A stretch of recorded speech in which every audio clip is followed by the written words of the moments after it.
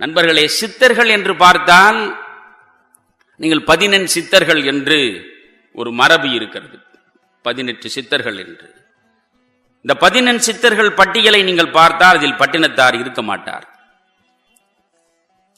சித்த வைத்தியம் என்று சொல்கிறோம். அது தமிழன் மட்டுமே கண்டுபிடித்த வைத்திய முறை. இந்த வைத்தியம் சார்ந்து சிந்தித்து நூல் எழுதிவிட்டு போன சித்தர்களை கணக்கிலே வைத்து 18 சித்தர்களை ஒரு பக்கம் வைக்கிறார்கள். அந்த 18 சித்தர்களில் பட்டினத்தார் வரமாட்டார். அவர் வைத்திய நூல் எதுவும் வழங்கவில்லை. ஆனால் உடல் பிணியை போக்குவதற்கான வைத்திய நூல் வழங்கியது என்பது ஒன்று, உள்ள பிணியை போக்குவதற்காக வைத்தியத்தை வழங்கியது இன்னொன்று. அந்த உள்ள பிணியை போக்குவதற்காக ஞான புதையலை அள்ளி அள்ளி வழங்கிய இன்னொரு 18 பேர் சித்தர்கள் என்று பார்க்கிற பொழுது அதில் பட்டினத்தாருக்கு தலையாய இடம். உடல் நோயை தீர்ப்பது ஒன்று, உள்ளத்து நோயை தீர்ப்பது ஒன்று. இரண்டையும் சித்தர்கள் செய்து பார்த்தார்கள். சித்தன் என்பவன் யார்? சித்து என்றால் அறிவு. சித்து என்பது அறிவு. சித்தன் என்றால் அறிஞன். கூடுவிட்டு கூடுபாய்வது அவர்தான் சித்தன் வேலை என்பது அல்ல. வாயிலை கக்கி லிங்கத்தை வரவழைப்பவன் சித்தன் என்று நீங்கள் நினைத்துக் கொண்டிருந்தால் பிரேமானந்தாவெல்லாம் சித்தனாகி விட்டான் இந்த மண்ணில். சித்தன் என்பவன் யார்? சித்தத்தை அடக்குபவன், சித்தத்தை நெறிப்படுத்துபவன். சித்தம் என்பது என்ன? அறிவு. அறிவிலே கூட நமக்கு ஒன்று புரிந்து கொள்ளுங்கள். நீங்கள் வாலறிவன் என்று வள்ளுவன் ஒரு வார்த்தையை போடுகிறான். அறிவில் வாலறிவு என்பது என்ன? மெய்ஞானத்தை உனக்கு உள்ளே கொண்டு வந்து சேர்க்கக்கூடிய அறிவு எதுவோ அதுதான் வாலறிவு. நூலறிவு வேறு, வாலறிவு வேறு. நம்முடைய இளைஞர்கள் எல்லாம் நூலறிவு பெற்றவர்கள், வாலறிவு பெறாதவர்கள். வாலறிவு எவனுக்கு வந்து வாய்த்து விடுகிறதோ அவன் சித்தனாகி விடுவான். சித்தன் என்பதற்கு இன்னொரு இலக்கணத்தையும் சொல்லுவார்கள், அட்டமா சித்திகளை கைவரப் பெற்றவர்கள் என்று. இந்த அட்டமா சித்திகளை கைவரப் பெறுவது என்பது ஒன்று. இன்னொன்று மூலாதாரத்திலே இருந்து நீங்கள் கொப்பு, இருதயம், இரைப்பையினுடைய நடுப்பகுதி, கழுத்து, தலை, முடி வரையில் உங்களுடைய மனத்தை கொண்டு போய் நிறுத்தி யோகத்தின் அடிப்படையில் நீங்கள் இந்த நிலையையும் கடந்து பெருவழியில் உங்களை இணைத்துக் கொள்வதற்கான முயற்சியில் ஈடுபடுகிற பொழுது நீங்கள் சித்தனாக மாறுகிறீர்கள் என்றும் சொல்லுவார்கள். நண்பர்களே, பட்டினத்தாரை பொறுத்தவரையில் பட்டினத்தாரை சித்தன் என்று ஒரு பட்டியலில் கொண்டு போய் வைக்க நான் விரும்பவில்லை. பட்டினத்தாரை நீங்கள் சித்தனாக பார்க்க வேண்டிய அவசியமும் இல்லை. இன்றைய இளைஞர்கள் வணிக கலாச்சாரம் வளர்த்தெடுத்திருக்கக்கூடிய இன்றைய பண்பாட்டு சீரழிவு சூழலில் நீங்கள் பட்டினத்தடிகளிடம் எதை பார்க்க வேண்டும்? வெற்றி என்றால் என்ன? திரும்ப திரும்ப நாம் பிள்ளைகளுக்கு எதை சொல்லிக் கொண்டிருக்கிறோம்? நீங்கள் வெற்றி பெறுவது எப்படி என்று யார் புத்தகம் எழுதினாலும் அந்த புத்தகத்தை பிரித்தால் என்ன சொல்கிறார்கள்? மேலை நாடுகளில் வெற்றி என்பது எப்படி வரும் என்று எதையெல்லாம் எழுதி வைத்திருக்கிறார்களோ அதை உள்வாங்கி அப்படியே தமிழில் மொழிபெயர்த்து கொடுக்கிறார்கள். நான் அதைத்தான் வேடிக்கையாக சொல்வேன். வெற்றி பெறுவது எப்படி என்று ஒருவன் புத்தகம் எழுதி அதை படித்து ஒருவன் வெற்றி பெற்றதாக எனக்கு தெரியவில்லை. ஆனால் புத்தகம் எழுதியவன் மட்டும் பொருளாதார ரீதியாக வெற்றி பெற்று விடுகிறான். அந்த பதிப்பாளர் வெற்றி பெற்று விடுகிறார். நண்பர்களே, வெற்றி என்பது என்ன? நீங்கள் success, it is a relative term. You cannot define it in a particular way, in a certain way. இதுதான் வெற்றி என்று உங்களாலே நிர்ணயம் செய்துவிட முடியாது. ஒருவனுடைய வெற்றி இன்னொருவனுக்கு தோல்வி. அது ஒருவனுடைய தோல்வி இன்னொருவனுடைய வெற்றி. நீங்கள் என்ன சொல்லிக் கொடுக்கிறீர்கள் உங்கள் பிள்ளைகளுக்கு? நீ நன்றாக படிக்க வேண்டும் என்கிறீர்கள். நீ ஒழுக்கமாக வாழ வேண்டும் என்று கூட நாம் பிள்ளைகளுக்கு பொழுது சொல்வதில்லை. ஒழுங்காக படி என்று தான் சொல்கிறோம். ஒழுங்காக நட என்று சொல்வதில்லை. ஒழுங்காக நட என்று சொல்லிக் கொடுத்த தலைமுறை முடிந்து விட்டது. ஒழுங்காக படி, ஒழுங்காக படி. ஏன்? படித்தால் தான் பணம் ஈட்ட முடியும். ஏன் பணம் ஈட்ட வேண்டும்? பணத்தை அடைந்தால் தான் உலகத்திலே குவிந்து கிடக்கிற எல்லா இன்பங்களையும் நீ அனுபவிக்க முடியும். அனுபவி, அனுபவி. எனவே நாம் பிள்ளைகளுக்கு சொல்லிக் கொடுப்பது என்ன? நன்றாக படி, நன்றாக படித்து நல்ல வேலைக்கு போ. நல்ல வேலை என்பது எது? இந்த தேசத்தின் மக்களுக்கு தொண்டாற்றுகின்ற வேலையா நாம் நல்ல வேலை, அதற்கு நீ போ என்று சொல்கிறோம்? நல்ல ஊதியம் தருகிற வேலை எதுவோ அதுதான் நமக்கு நல்ல வேலை. எனவே அந்த நல்ல வேலைக்கு போ, நிறைய சம்பாதித்த அனைத்தையும் வைத்துக் கொண்டு சுகமாக இரு. இதுதான் பாரதிதாசன் அப்பொழுதே சொன்னான். தன் பெண்டு தன் பிள்ளை சோறு வீடு சம்பாத்தியம் இவை உண்டு தானுண்டு என்று வாழ்வோன் கடுகு போல் உள்ளம் கொண்டவன் என்றான். சின்னஞ்சிறு கடுகு போல் உள்ளம் கொண்டவன். சுயநலமாக வாழ்வதற்கு பெயர் வாழ்க்கையே இல்லை. எனவே துறவு என்பது என்ன என்றால், உறவுகளை துறந்து விடுவது அல்ல துறவு. உலகத்திலே உள்ள எல்லா உயிர்களையும் சாதி, மதம், இனம், மொழி என்ற எல்லைகளை கடந்து அனைத்து உயிர்களையும் அன்பினாலே ஆற தழுவி அரவணைத்துக் கொள்ளுகிற உள்ளம் யாருக்கு இருக்கிறதோ அவன்தான் துறவி. அவன்தான் உண்மையில் துறவி. சுயநலம் என்ற ஒன்றை துறந்தால்தான் அந்த உள்ளத்தில் பொதுநலம் என்ற ஒன்று வந்து உட்காரும். ஏனென்றால் உலகத்தில் இயற்கை அமைப்பில் வெற்றிடம் என்ற ஒன்று கிடையாது. ஒரு இடம் காலியானால் அந்த இடத்தில் வேறொன்று வந்து நிரப்பும். உங்கள் இருதயத்தில் மண்டி கிடக்கிற சுயநலத்தை நீங்கள் அகழ்ந்து எடுத்து வெளியே போட்டுவிட்டால் அங்கே வெற்றிடமாக இருக்கிற இடத்தில் பொதுநலம் வந்து உட்கார். அந்த பொதுநலம் எவனுக்கு வந்து சேருகிறதோ அவன்தான் துறவி. பட்டினத்தடிகளுக்கு சில வாழ்க்கை அனுபவங்கள் கிடைத்தன. அந்த அனுபவங்களின் அடிப்படையில் அவருக்கு ஒரு ஞானம் கனிந்தது. அந்த ஞானம் கனிந்த நிலையில் இந்த உலகை வெறுத்து அவர் ஒரு பக்கத்திலே இருந்து மறைந்திருக்கலாம். இவற்றையெல்லாம் பாடலாக கொடுத்து விட்டு போக வேண்டும் என்ற நோக்கம் என்ன? சித்தர்கள் எப்பொழுதுமே ஒதுங்கி இருந்தவர் என்று சொல்கிறோம். இல்லை, அவர்கள் மனித சமூகத்தில் ஒதுங்கி இருந்தாலும் மனித சமூகம் பற்றியே சிந்தித்தவர்கள். நண்பர்களே, மனிதர்களுக்கு உள்ளே இருந்து கொண்டே இந்த மனிதர்களை பற்றி சிந்திக்காமல் தன்னை பற்றியே சிந்திக்கிற சுயநலவாதிகளுக்கு இடையே மனிதர்களை விட்டு ஒதுங்கியது போல் தோற்றம் தந்தாலும் மனிதர்களை பற்றி மட்டுமே சிந்தித்தவர்கள் அவர்கள். இதுதான் நீங்கள் சித்தனுக்கும் சாதாரண மனிதனுக்கும் இடையே இருக்கிற வேறுபாடு. நாம் சமூகத்திற்கு உள்ளே இருக்கிறோம், மனித நாற்றத்திலேயே புழங்குகிறோம். ஆனால் அவனவனை பற்றித்தான் சிந்திக்கிறோம். ஆனால் சித்தர்கள் மலையிலும் குகையிலும் காடுகளிலும் திரிந்தார்கள் என்று பார்க்கிறோம். இந்த மனிதர்களை விட்டு விலகி நின்றார்கள் என்று சொல்கிறோம். அவர்கள் விட்டு விலகி நின்றார்கள் என்று மேலே தோற்றம் தெரியுமே தவிர இந்த உலகத்தை அவர்கள் உயர்த்துவதற்கு என்னென்ன வழி என்று சிந்தித்தார்கள். அந்த சிந்தனையை பின்னாலே வரக்கூடிய சமூகம் பெற வேண்டும் என்பதற்காக எழுத்திலே வடித்து கொடுத்தார்கள். இப்பொழுது நான் வெற்றியை பற்றி சொன்னேன். நன்றாக படித்து ஏராளமாக பணத்தை சம்பாதித்து ஏராளமாக இன்பங்களை நீ அனுபவித்தால் நீ வெற்றி பெற்றவன் என்று பட்டினத்தடிகளிடம் இவை அனைத்தும் இருந்தன. இதைத்தான் நீங்கள் பட்டினத்தாரிடம் முதலில் புரிந்து கொள்ள வேண்டும். நீங்கள் எந்த பணத்தை சம்பாதிப்பதற்காக படிக்க வேண்டும் என்று பிள்ளையிடம் சொல்கிறீர்களோ, எந்த பணம் இருந்தால் எல்லா இன்பங்களையும் அனுபவிக்க முடியும் என்று பிள்ளைகளுக்கு நீங்கள் கற்பிக்கிறீர்களோ, அந்த பணம் கோடி கோடியாக பட்டினத்தடிகளிடம் குவிந்து கிடந்தது. அந்த பணத்தை வைத்துக் கொண்டு விதம் விதமான இன்பங்களிலே பட்டினத்தடிகள் மூழ்கி இருக்க முடியும். ஆனால் இவை அனைத்தையும் துறந்து விட்டு வெளியே வருகிற பொழுது அதுதான் அவனுக்கு வெற்றி என்று தெரிகிறது. நீங்கள் எதை வெற்றி என்று கருதுகிறீர்களோ அதை துறந்து விட்டு வெளியே வருகிற போதுதான் வாழ்வில் தான் வெற்றி பெற்றதாக அவன் நினைக்கிறான். எனவே வெற்றி என்பது ஒரு குறிப்பிட்ட எல்லைக்கூட்டிற்குள் கொண்டு வந்து நிற்பதல்ல, அது அவனவன் மனோதர்மம் சார்ந்தது. இப்பொழுது பட்டினத்தடிகள் முதலிலிருந்து ஓரளவு பார்ப்போம். சின்னஞ்சிறு பிள்ளைகள் யாராவது இருந்தால், அவர்களுக்கு பட்டினத்து அடிகள் பற்றி சரியாக தெரியாமல் இருந்தால், என்னுடைய பேச்சின் பகுதியை இரண்டாக பிரித்துக் கொள்கிறேன்.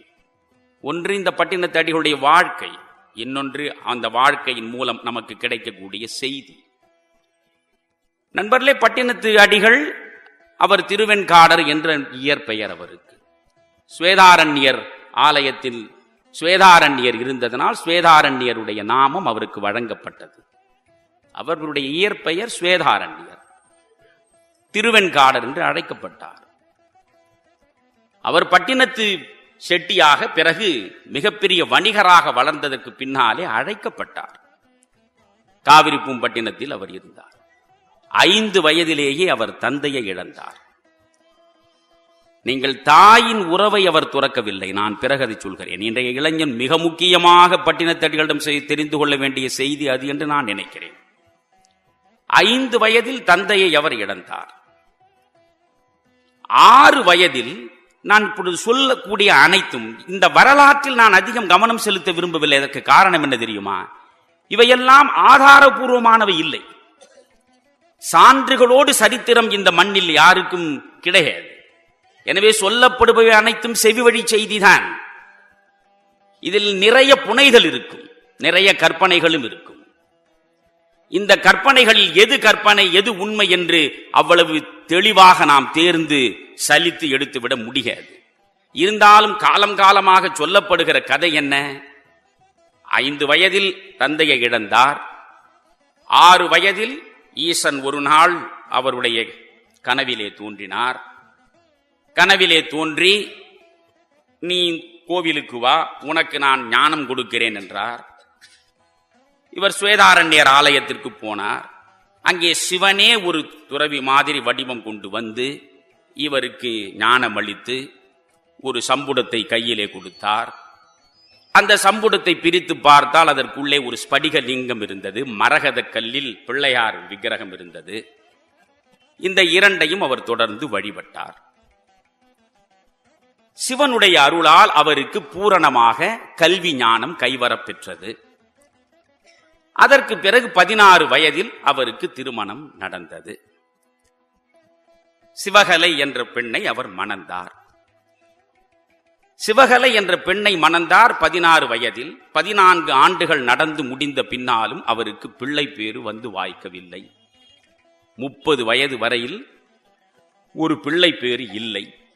எனவே பிள்ளைக்காக அவர் திருவிடைமருதூர் ஈசனிடம் நெஞ்சுருக வேண்டுகிறார்.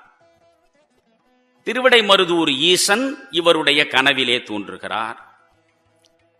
இவருடைய கனவில் தோன்றி எதை சொன்னாரோ அதே மாதிரி அதே செய்தியை அந்த திருவிடைமருதூரில் இருந்த ஒரு ஆதி சைவர், அந்த ஆதி சைவருடைய கனவிலே தோன்றுகிறார். அந்த ஆதி சைவர் அடியார்களுக்கு தன்னிடம் இருக்கக்கூடிய செல்வம் அனைத்தையும் அவர்களுக்கு விருந்து ஓம்பியே செலவழித்து முடிந்தவர். சருமர் என்பது அவர் பெயர், சிவசருமர். அவருடைய மனைவி சுசீலை. இருவரும் சேர்ந்து விருந்து ஓம்புவதுதான் உண்மையான இல்வாழ்க்கை என்ற இலக்கணத்தை இதயத்திலே வைத்துக் கொண்டு இருக்கின்ற செல்வம் அனைத்தையும் வருபவர்களுக்கு அன்னம் வழங்குவதன் மூலமாகவே இழந்து விடுகிறார்கள். இறுதியில் மனைவியின் மாங்கல்யத்தையும் கூட அவர் விற்று விடுகிறார். அதற்கு பிறகு விருந்து ஓம்புவதற்கு காசில்லையே என்று கலங்குகிறார். அவருடைய கனவில் ஈசன் வந்து நிற்கிறான். நான் தீர்த்தங்கரையில் வில்வ மரத்து அடியில் ஒரு ஆண் குழந்தையாக வடிவெடுத்து இருப்பேன். பிள்ளை இல்லாத குறையோடு பட்டினத்து செட்டியார் இருக்கிறார். இந்த பிள்ளையை கொண்டு போய் அவரிடம் கொடு, எடைக்கு எடை தங்கம் கொடுப்பார், அதை வைத்துக் கொண்டு உன் வறுமையை நீ போக்கிக் கொள்ளலாம் என்கிறார். இந்த சென்று பார்க்கிறார். அதே மாதிரி அந்த காருண்யா தீர்த்தத்தினுடைய கரையில் வில்வ மரத்தடியில் குழந்தை, ஆண் குழந்தை இருக்கிறது. அந்த ஆண் குழந்தையை எடுத்துக் கொண்டு போய் பட்டினத்தடிகளிடம் கொடுக்கிறார். பட்டினத்தடிகளும் என்னுடைய கனவிலும் இப்படி ஒரு குழந்தையை நீங்கள் கொண்டு வருவீர்கள் என்று ஈசன் சொன்னான் என்று சொல்லி மகிழ்ந்து எடைக்கு எடை தங்கம் கொடுக்கிறார். பிள்ளையில்லா குறை இவருக்கு தீர்ந்தது. பிள்ளை வந்ததன் மூலம், இவர் கொடுத்த தங்கத்தின் மூலம் வறுமை என்பது அவருக்கு தீர்ந்தது. இருவருடைய குறையும் ஒரே நேரத்தில் தீர்ந்தது. நான் அடிக்கடி சொல்வேன், பிள்ளை இல்லாமல் ஒருவன் இருக்கிறான், பெற்றவர்கள் இல்லாமல் ஒரு குழந்தை வீதியிலே நிற்கிறது. பிள்ளை இல்லாத தாயும் தந்தையும், தாயும் தந்தையும் இல்லாமல் ஒரு பிள்ளை வீதியில் நிற்கிறதே, அந்த பிள்ளையை இவர்கள் தத்தெடுத்து விட்டால், தத்தெடுத்த அந்த கணத்திலேயே இவர்கள் தாயும் தந்தையும் ஆகிவிடுகிறார்கள். ஒரு பிள்ளைக்கு தாயும் தந்தையுமாக ஆக வேண்டும். கணவன் மனைவியாக மட்டுமே இருப்பவர்கள், தாயும் தந்தையும் ஆக முடியாதவர்கள், அவர்களுக்கு இந்த குழந்தை தத்தாக வந்து சேர்ந்த கணத்திலேயே அவர்கள் தாயும் தந்தையும் ஆகிறார்கள். அந்த குழந்தை தாயையும் தந்தையும் இழந்து நிற்கிறதே, அந்த கணத்தில் அதற்கு தாயும் தந்தையும் கிடைத்து விடுகிற போது அதனுடைய அனாதைத்தனம் அப்பொழுதே அழிந்து விடுகிறது. 2 பேருக்கும் இடையே ஒரு புதிய உறவு பூக்கிறது. அனாதைத்தனத்தை இப்படித்தான் அழிக்க முடியும். எனவே அதே மாதிரி ஒரே நேரத்தில் 2 பேருடைய குறையும் தீர்ந்தது. பிறகு திருவிடை மருதூர் சிவன் அருளால் இந்த பிள்ளை கிடைத்ததனால் மருதவாணர் என்று பிள்ளைக்கு பெயர் வைக்கிறார் பட்டினத்தார். தன்னுடைய முயற்சியால் வணிகத்தை மிகப்பெரிய அளவுக்கு வளர்த்து கோடி கோடியாக குவிக்கிறார் பட்டினத்தார். தன்னுடைய முயற்சியால் குவித்தார். மரக்கலங்களை பல நாடுகளுக்கு அனுப்பி ஏராளமான பொருள்களை கொண்டு வந்து விற்று இங்கிருப்பதை அங்கே ஏற்றுமதி இறக்குமதி இரண்டும் செய்து ஏராளமாக பணத்தை ஈட்டுகிறார். அதற்கு பிறகு பிள்ளையும் வளர்ந்தான். அப்பனுடைய தொழிலை பிள்ளை பார்ப்பது என்ற முறையில் பிள்ளையை களத்திலே ஏற்றி அனுப்புகிறார். பிள்ளை போனான். பெரும்பொருள் ஈட்டி வருவான் என்ற நம்பிக்கையோடு இவர் இருக்கிறார். ஏற்கனவே பெரும்பொருள் இருக்கிறது இவரிடம். இதை பெரும்பொருள் ஈட்டியவர்கள் புரிந்து கொள்ள வேண்டும் என்பதற்காகத்தான் பட்டினத்தாருடைய கதையே. இது ஏழைக்கும் பாழைக்கும் சொல்லப்படுகிற கதை அல்ல. பட்டினத்தார் கதை எதற்கு சொல்லப்படுகிறது என்றால், எவ்வளவு பொருள் ஈட்டினாலும் பொருள் ஈட்டுவதிலேயே உங்கள் வாழ்க்கை முடிந்துவிடக் கூடாது. பொருள் ஈட்டுவதன் மூலமாகவே உங்கள் வாழ்க்கையில் முழுமையையும் நீங்கள் காண முடியாது. உங்கள் வாழ்க்கையின் முழுமையை எங்கே எப்படி காண முடியும் என்று சொல்வதற்காகத்தான் பட்டினத்தாருடைய கதை. எனவே ஈட்டிய பொருள் அவருக்கு நிறைவு தரவில்லை. இன்னும் அதிகமாக பொருள் தேட வேண்டும் என்று நினைத்து பிள்ளையை அனுப்புகிறார். பிள்ளை போனான். பிள்ளை திரும்ப வருகிற பொழுது மரக்கலம் முழுவதும் எரு மூட்டையை எடுத்துக் கொண்டு வருகிறான். மூட்டை மூட்டையாக எரு மூட்டையையும் தவிட்டு மூட்டையையும் கொண்டு வருகிறான். இந்த பிள்ளைக்கு உடன் சென்ற வணிகர்கள் பைத்தியம் பிடித்து விட்டது, சித்தம் கலங்கி விட்டது என்று நினைக்கிறார்கள். பட்டினத்தடிகளுக்கு செய்தி வந்து சேர்ந்தது. தன்னுடைய பிள்ளை மருதவாணன் மீது கோபமுற்று அந்த பிள்ளையை கடிந்து பேசிவிட்டு இவன் மரக்கலத்திலே என்ன கொண்டு வந்திருக்கிறான் என்று போய் பார்க்கிறார். மூட்டைகளை பிரித்து பார்த்தால் தவிடு இருக்கிறது, எருமுட்டை இருக்கிறது. இப்படி ஒரு பைத்தியக்கார பிள்ளையை நாம் பெற்றோமே என்று நெஞ்சம் பதறி வந்த சினத்தின் விளைவாக ஒரு வராட்டியை எடுத்து வீசி எறிகிறார். அதற்குள்ளே இருந்து மாணிக்க பரல்கள் சிதறுகின்றன, நவரத்தினங்கள் சிதறுகின்றன. இந்த தவிடை எடுத்து வீசுகிறார். தவிடு முழுவதும் பொன்மயமாக கிடக்கிறது. ஆஹா, உடன் சென்றவர்களுக்கே தெரியாமல் மறைபொருளாக பொன்னையும் வைரத்தையும் நவமணிகளையும் கொண்டு வந்திருக்கிறான் என்றால் இவன் நம்மிலும் எவ்வளவு பெரிய வணிகனாக வளர்ந்து விட்டான் என்ற மகிழ்ச்சியோடு பிள்ளையை பார்க்க வருகிறார். பிள்ளை என்ன செய்தான்? பட்டினத்தடிகள் மனைவி இவர் பிள்ளையினுடைய தாய் சிவகலையிடம் போய் நின்றான். அம்மா, அப்பா என்னை வந்து கேட்டால் இந்த பெட்டியை அவரிடம் கொடு என்று ஒரு பெட்டியை கொடுத்துவிட்டு மறைந்து விடுகிறான். அந்த பெட்டியை அம்மா வைத்துக் கொண்டிருக்கிறாள். பட்டினத்தடிகள் பாராட்டுவதற்காக, புகழ்வதற்காக, ஆசை ஆசையாக மகனை அரவணைத்து தழுவிக் கொள்வதற்காக வந்து நிற்கிறார். எங்கே மருதவாணன் என்று கேட்கிறார். மருதவாணன் இந்த பெட்டியை கொடுத்தான், இங்கேதானே இருந்தான், எங்கு போனான் என்று தெரியவில்லையே என்றார். உடனே இவர் அந்த பெட்டியை திறக்கிறார். பெட்டிக்குள்ளே ஒரு பட்டு துணி இருக்கிறது. அந்த பட்டு துணியால் மூடப்பட்டிருக்கிற பொருள் என்ன என்று பட்டு துணியை திறந்து பார்க்கிறார். அதற்குள்ளே ஒரு காதருந்த ஊசியும் ஒரு ஓலைச்சுவடியும் இருந்தன. இந்த காதருந்த ஊசியையும் ஓலைச்சுவடியையும் பார்க்கிற பொழுது வியப்பு ஏற்படுகிறது அவருக்கு. ஒரு விலை உயர்ந்த அழகான பெட்டியில் ஒரு விலை உயர்ந்த பட்டு துணியை சுற்றி இந்த காதருந்த ஊசியை வைத்திருக்கிறானே நம்முடைய மகன், இதன் மூலம் அவன் என்ன சொல்ல நினைக்கிறான் என்று அவர் யோசிக்கிறார்.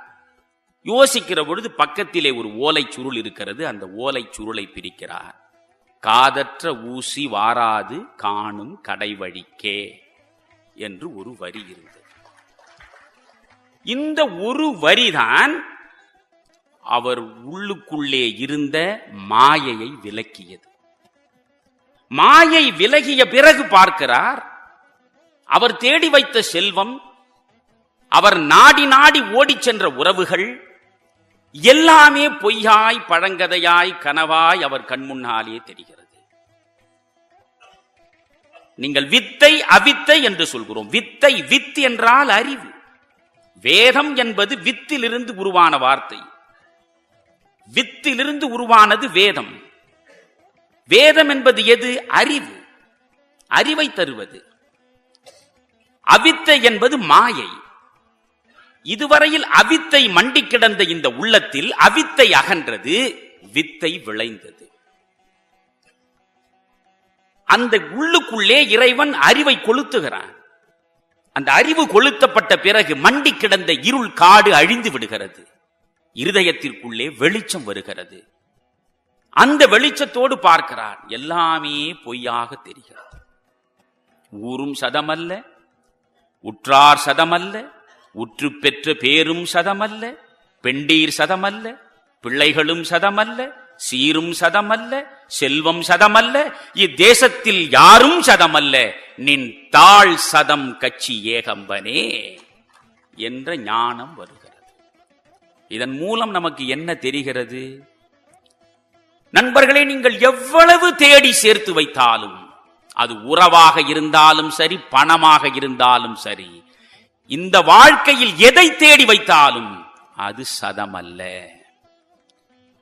பிரபஞ்சத்தின் படைப்பில், இறைவனுடைய படைப்பில் எந்த உயிர் பிறந்தாலும் புனரபி மரணம், புனரபி ஜனனம், புனரபி மரணம் என்று ஆதிசங்கரர் சொன்னது அதுதான்.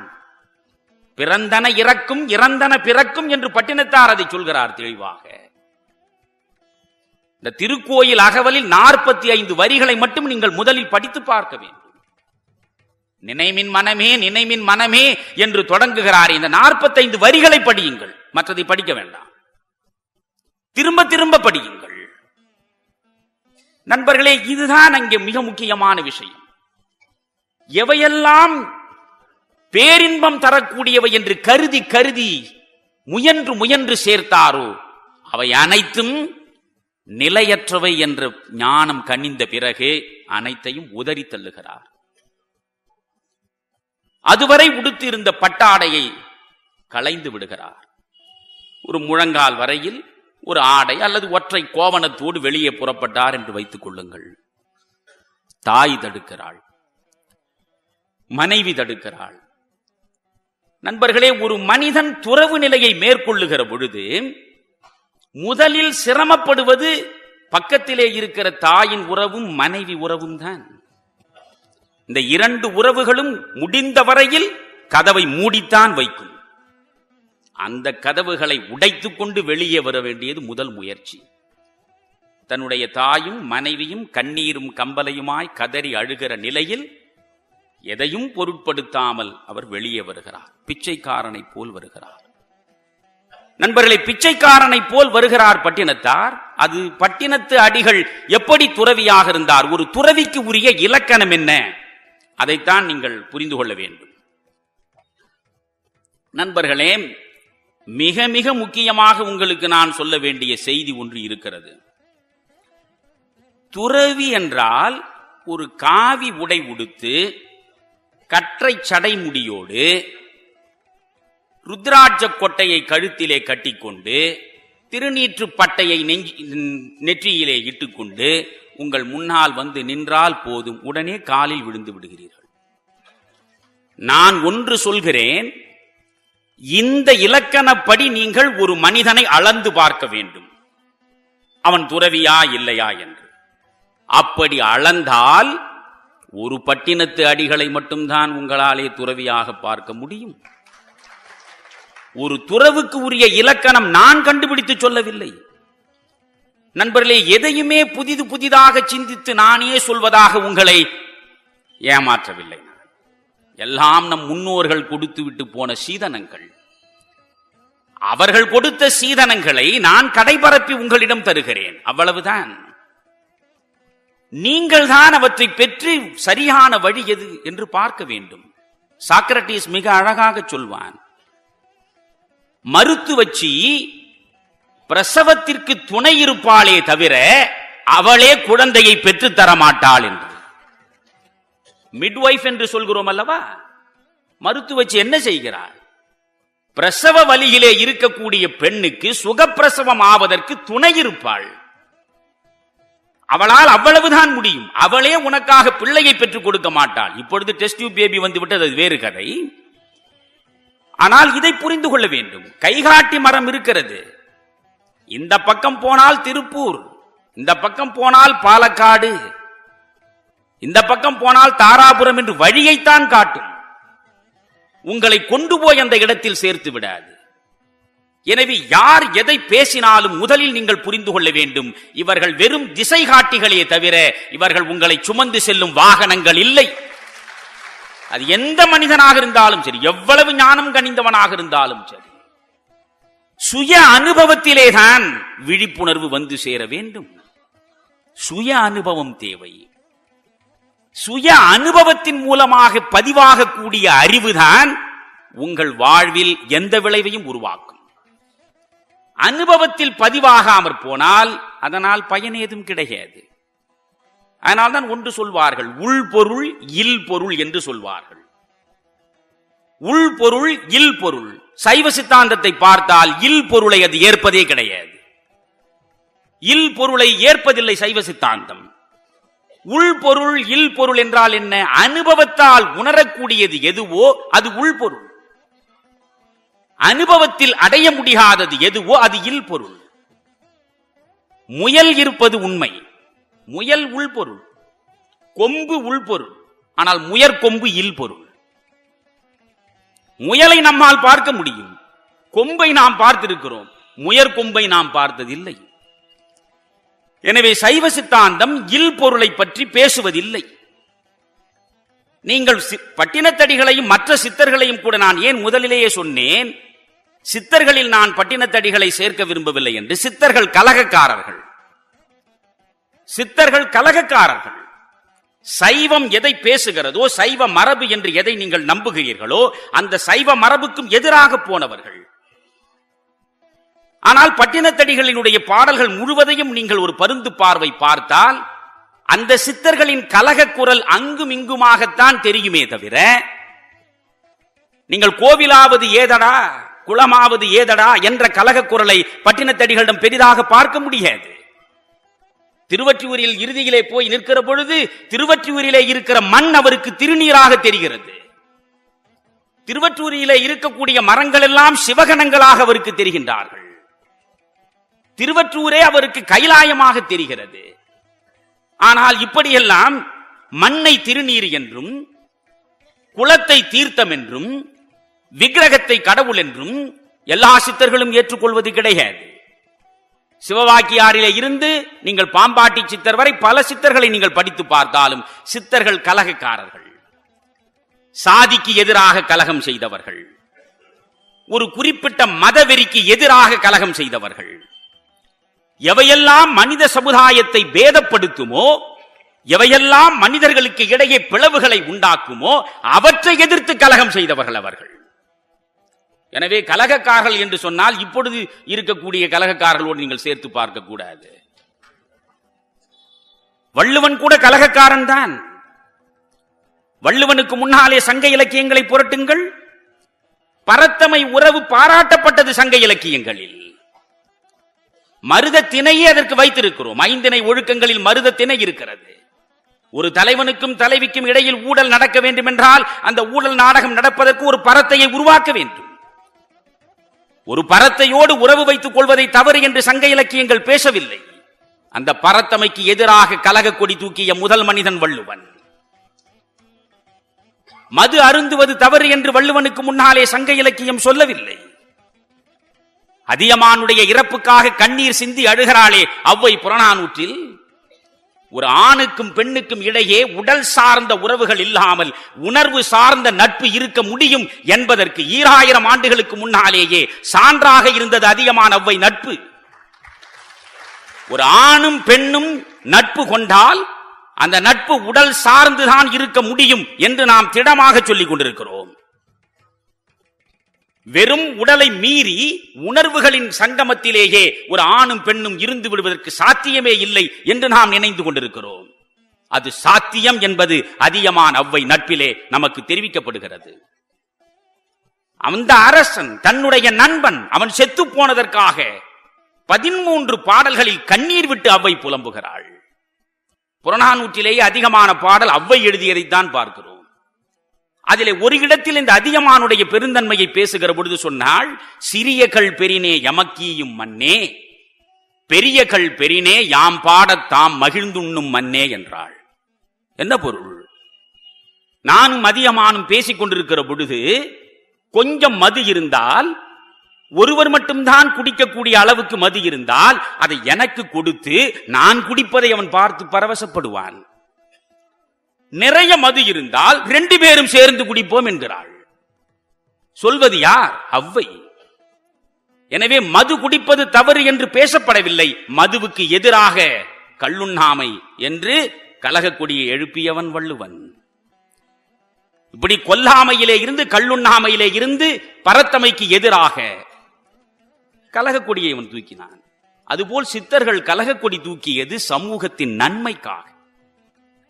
மனிதர்களுக்கு இடையே மண்டி கிடக்கிற பகைமையை, பேதத்தை, பிளவை சாதி காரணமாகவோ மதம் காரணமாகவோ வரக்கூடாது என்று தடுப்பதற்காக கலக குரல் கொடுத்தார்கள்.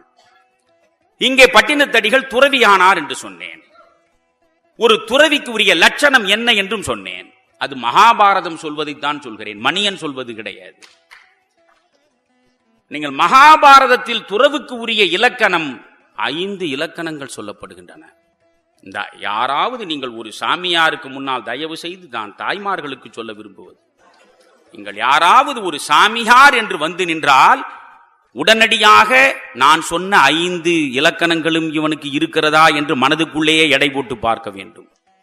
முதல் இலக்கணம் ஓடு. திருவோடு தவிர வேறு எதுவும் இருக்கக்கூடாது ஒருவனுக்கு. நண்பர்களே, உடைமை இருந்தாலே அவன் துறவி அல்ல. இன்றைக்கு உடைமை இல்லாத மடாதிபதிகளையே பார்க்க முடியாது. நான் உண்மை பேசுகிறேன், சில நேரத்தில் உண்மை கசக்கும்.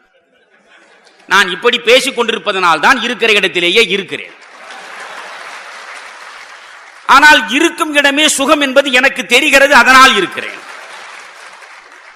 சுயத்தை இழந்து விட்டு சொர்க்கத்தை அடைவதனால் ஒரு பயனும் இல்லை நண்பர்களே.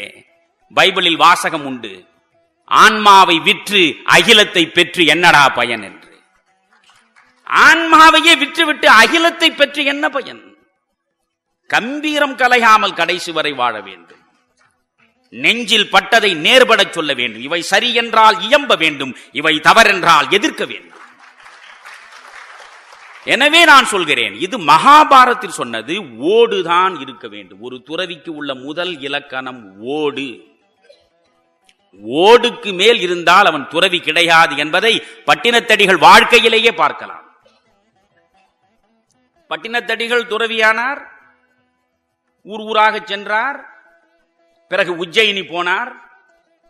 உஜ்ஜயினியில் பத்ரகிரி அரசனாக இருந்து ஆண்டு கொண்டிருந்தான். அந்த உஜ்ஜயினியில் ஒரு பிள்ளையார் கோயிலிலே போய் இளைப்பாறுகிறார். அவர் அரச மாளிகைக்குள்ளே சென்று அணிகலன்களை களவாடிய திருடர்கள் திரும்புகிற பொழுது இறைவனுக்கும் ஒரு காணிக்கை இருக்கட்டும். இப்ப நம்மில் பல பேர் செய்வதில்லையா? திருப்பதிக்கு போய் நாம் சம்பாதிக்கிற பணம் என்பது, நண்பர்களே, பணம் சம்பாதிப்பது தவறு என்று நான் சொல்லவில்லை. அன்பீனும் அரணும் ஈனும் திறனறிந்து தீதின்றி வந்த பொருள். அரண் ஈனும் அன்பும் ஈனும் திறனறிந்து தீதின்றி வந்த பொருள்.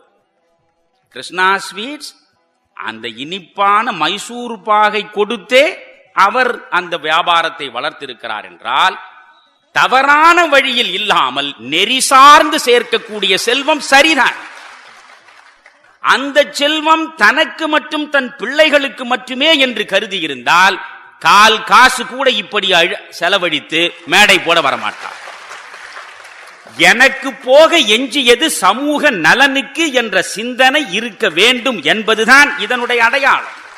எனவே பணம் சேர்ப்பதே பாவம் என்று சொல்லவில்லை.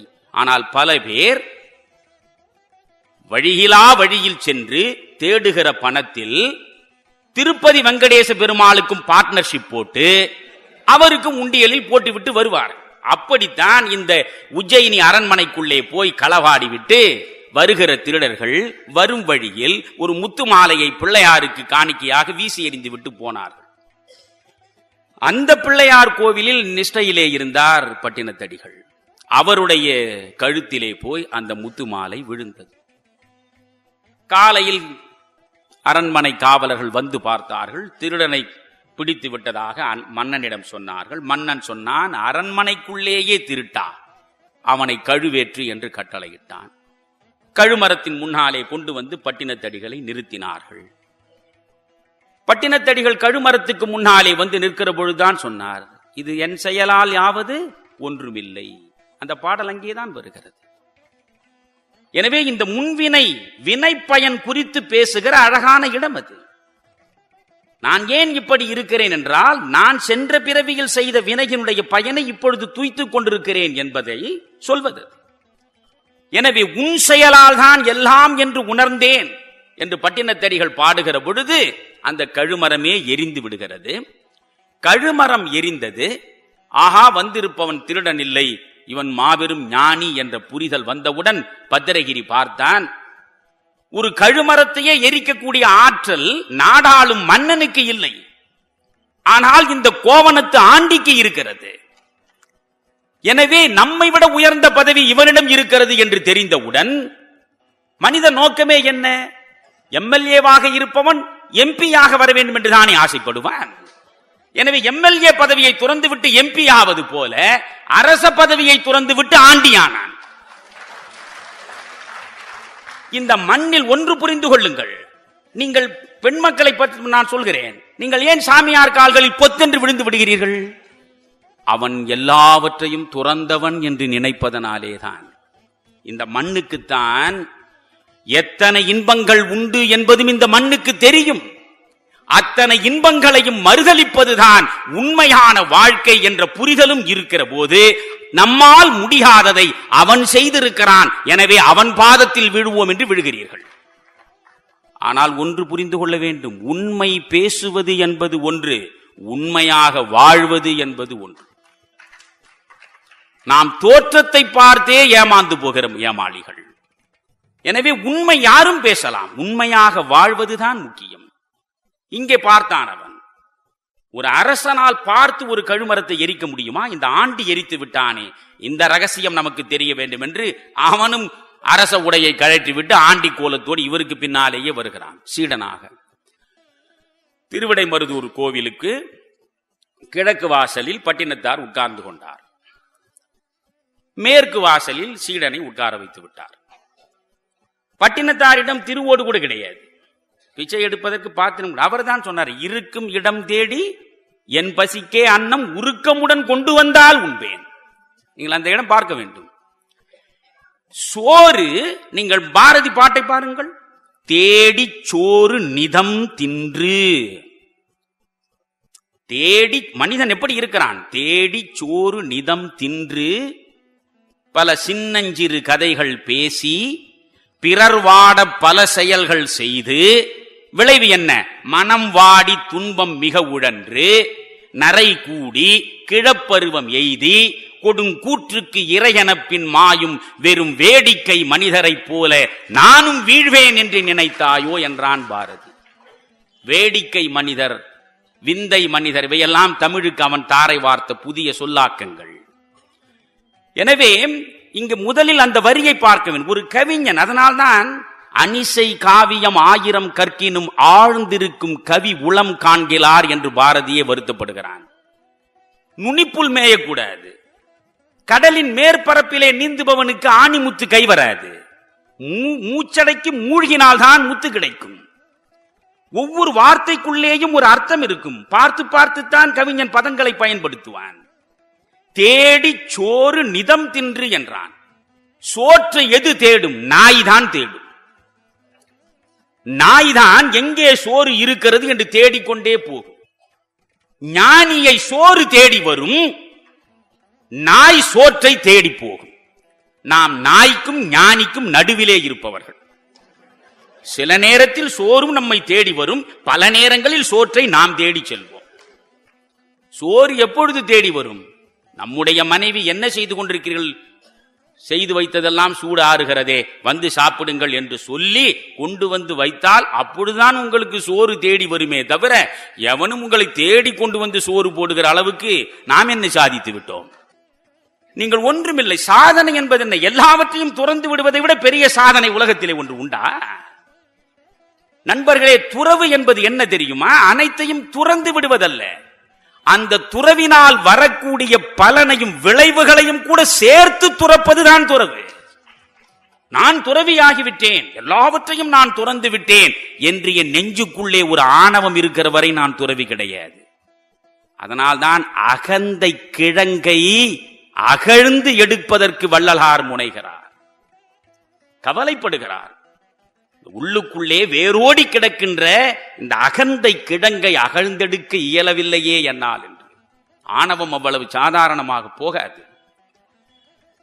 எனவே இவன் இந்த இடத்தில் உட்கார்ந்தான், ஓடு கூட கிடையாது. பட்டினத்தார் உட்கார்ந்து இருக்கிறார், முழு துறவி. அந்த பக்கத்தில் சீடப்பிள்ளை பத்திரகிரி உட்கார்ந்து இருக்கிறான் மேற்கு வாசலில். அவன் ஒரு பாத்திரத்தை வைத்துக் கொண்டு பிச்சை எடுக்கிறான். ஏனென்றால் அவன் பிச்சை எடுத்து அந்த பிச்சையை கொண்டு வந்து பட்டினத்தடிகளுக்கு முதலிலே கொடுத்து பசியாற்றி, பசியாறுதல் என்பதை நீங்கள் மலேசிய மண்ணில் தான் தமிழனிடம் கேட்க முடியும். நீங்கள் போய் கோலாலம்பூர் விமான நிலையத்தில் இறங்கி கால் பதித்த அடுத்த கணமே உங்களை அழைக்க வருபவர்கள், ஐயா பசியாறி விட்டு போகலாமா என்று கேட்பான்.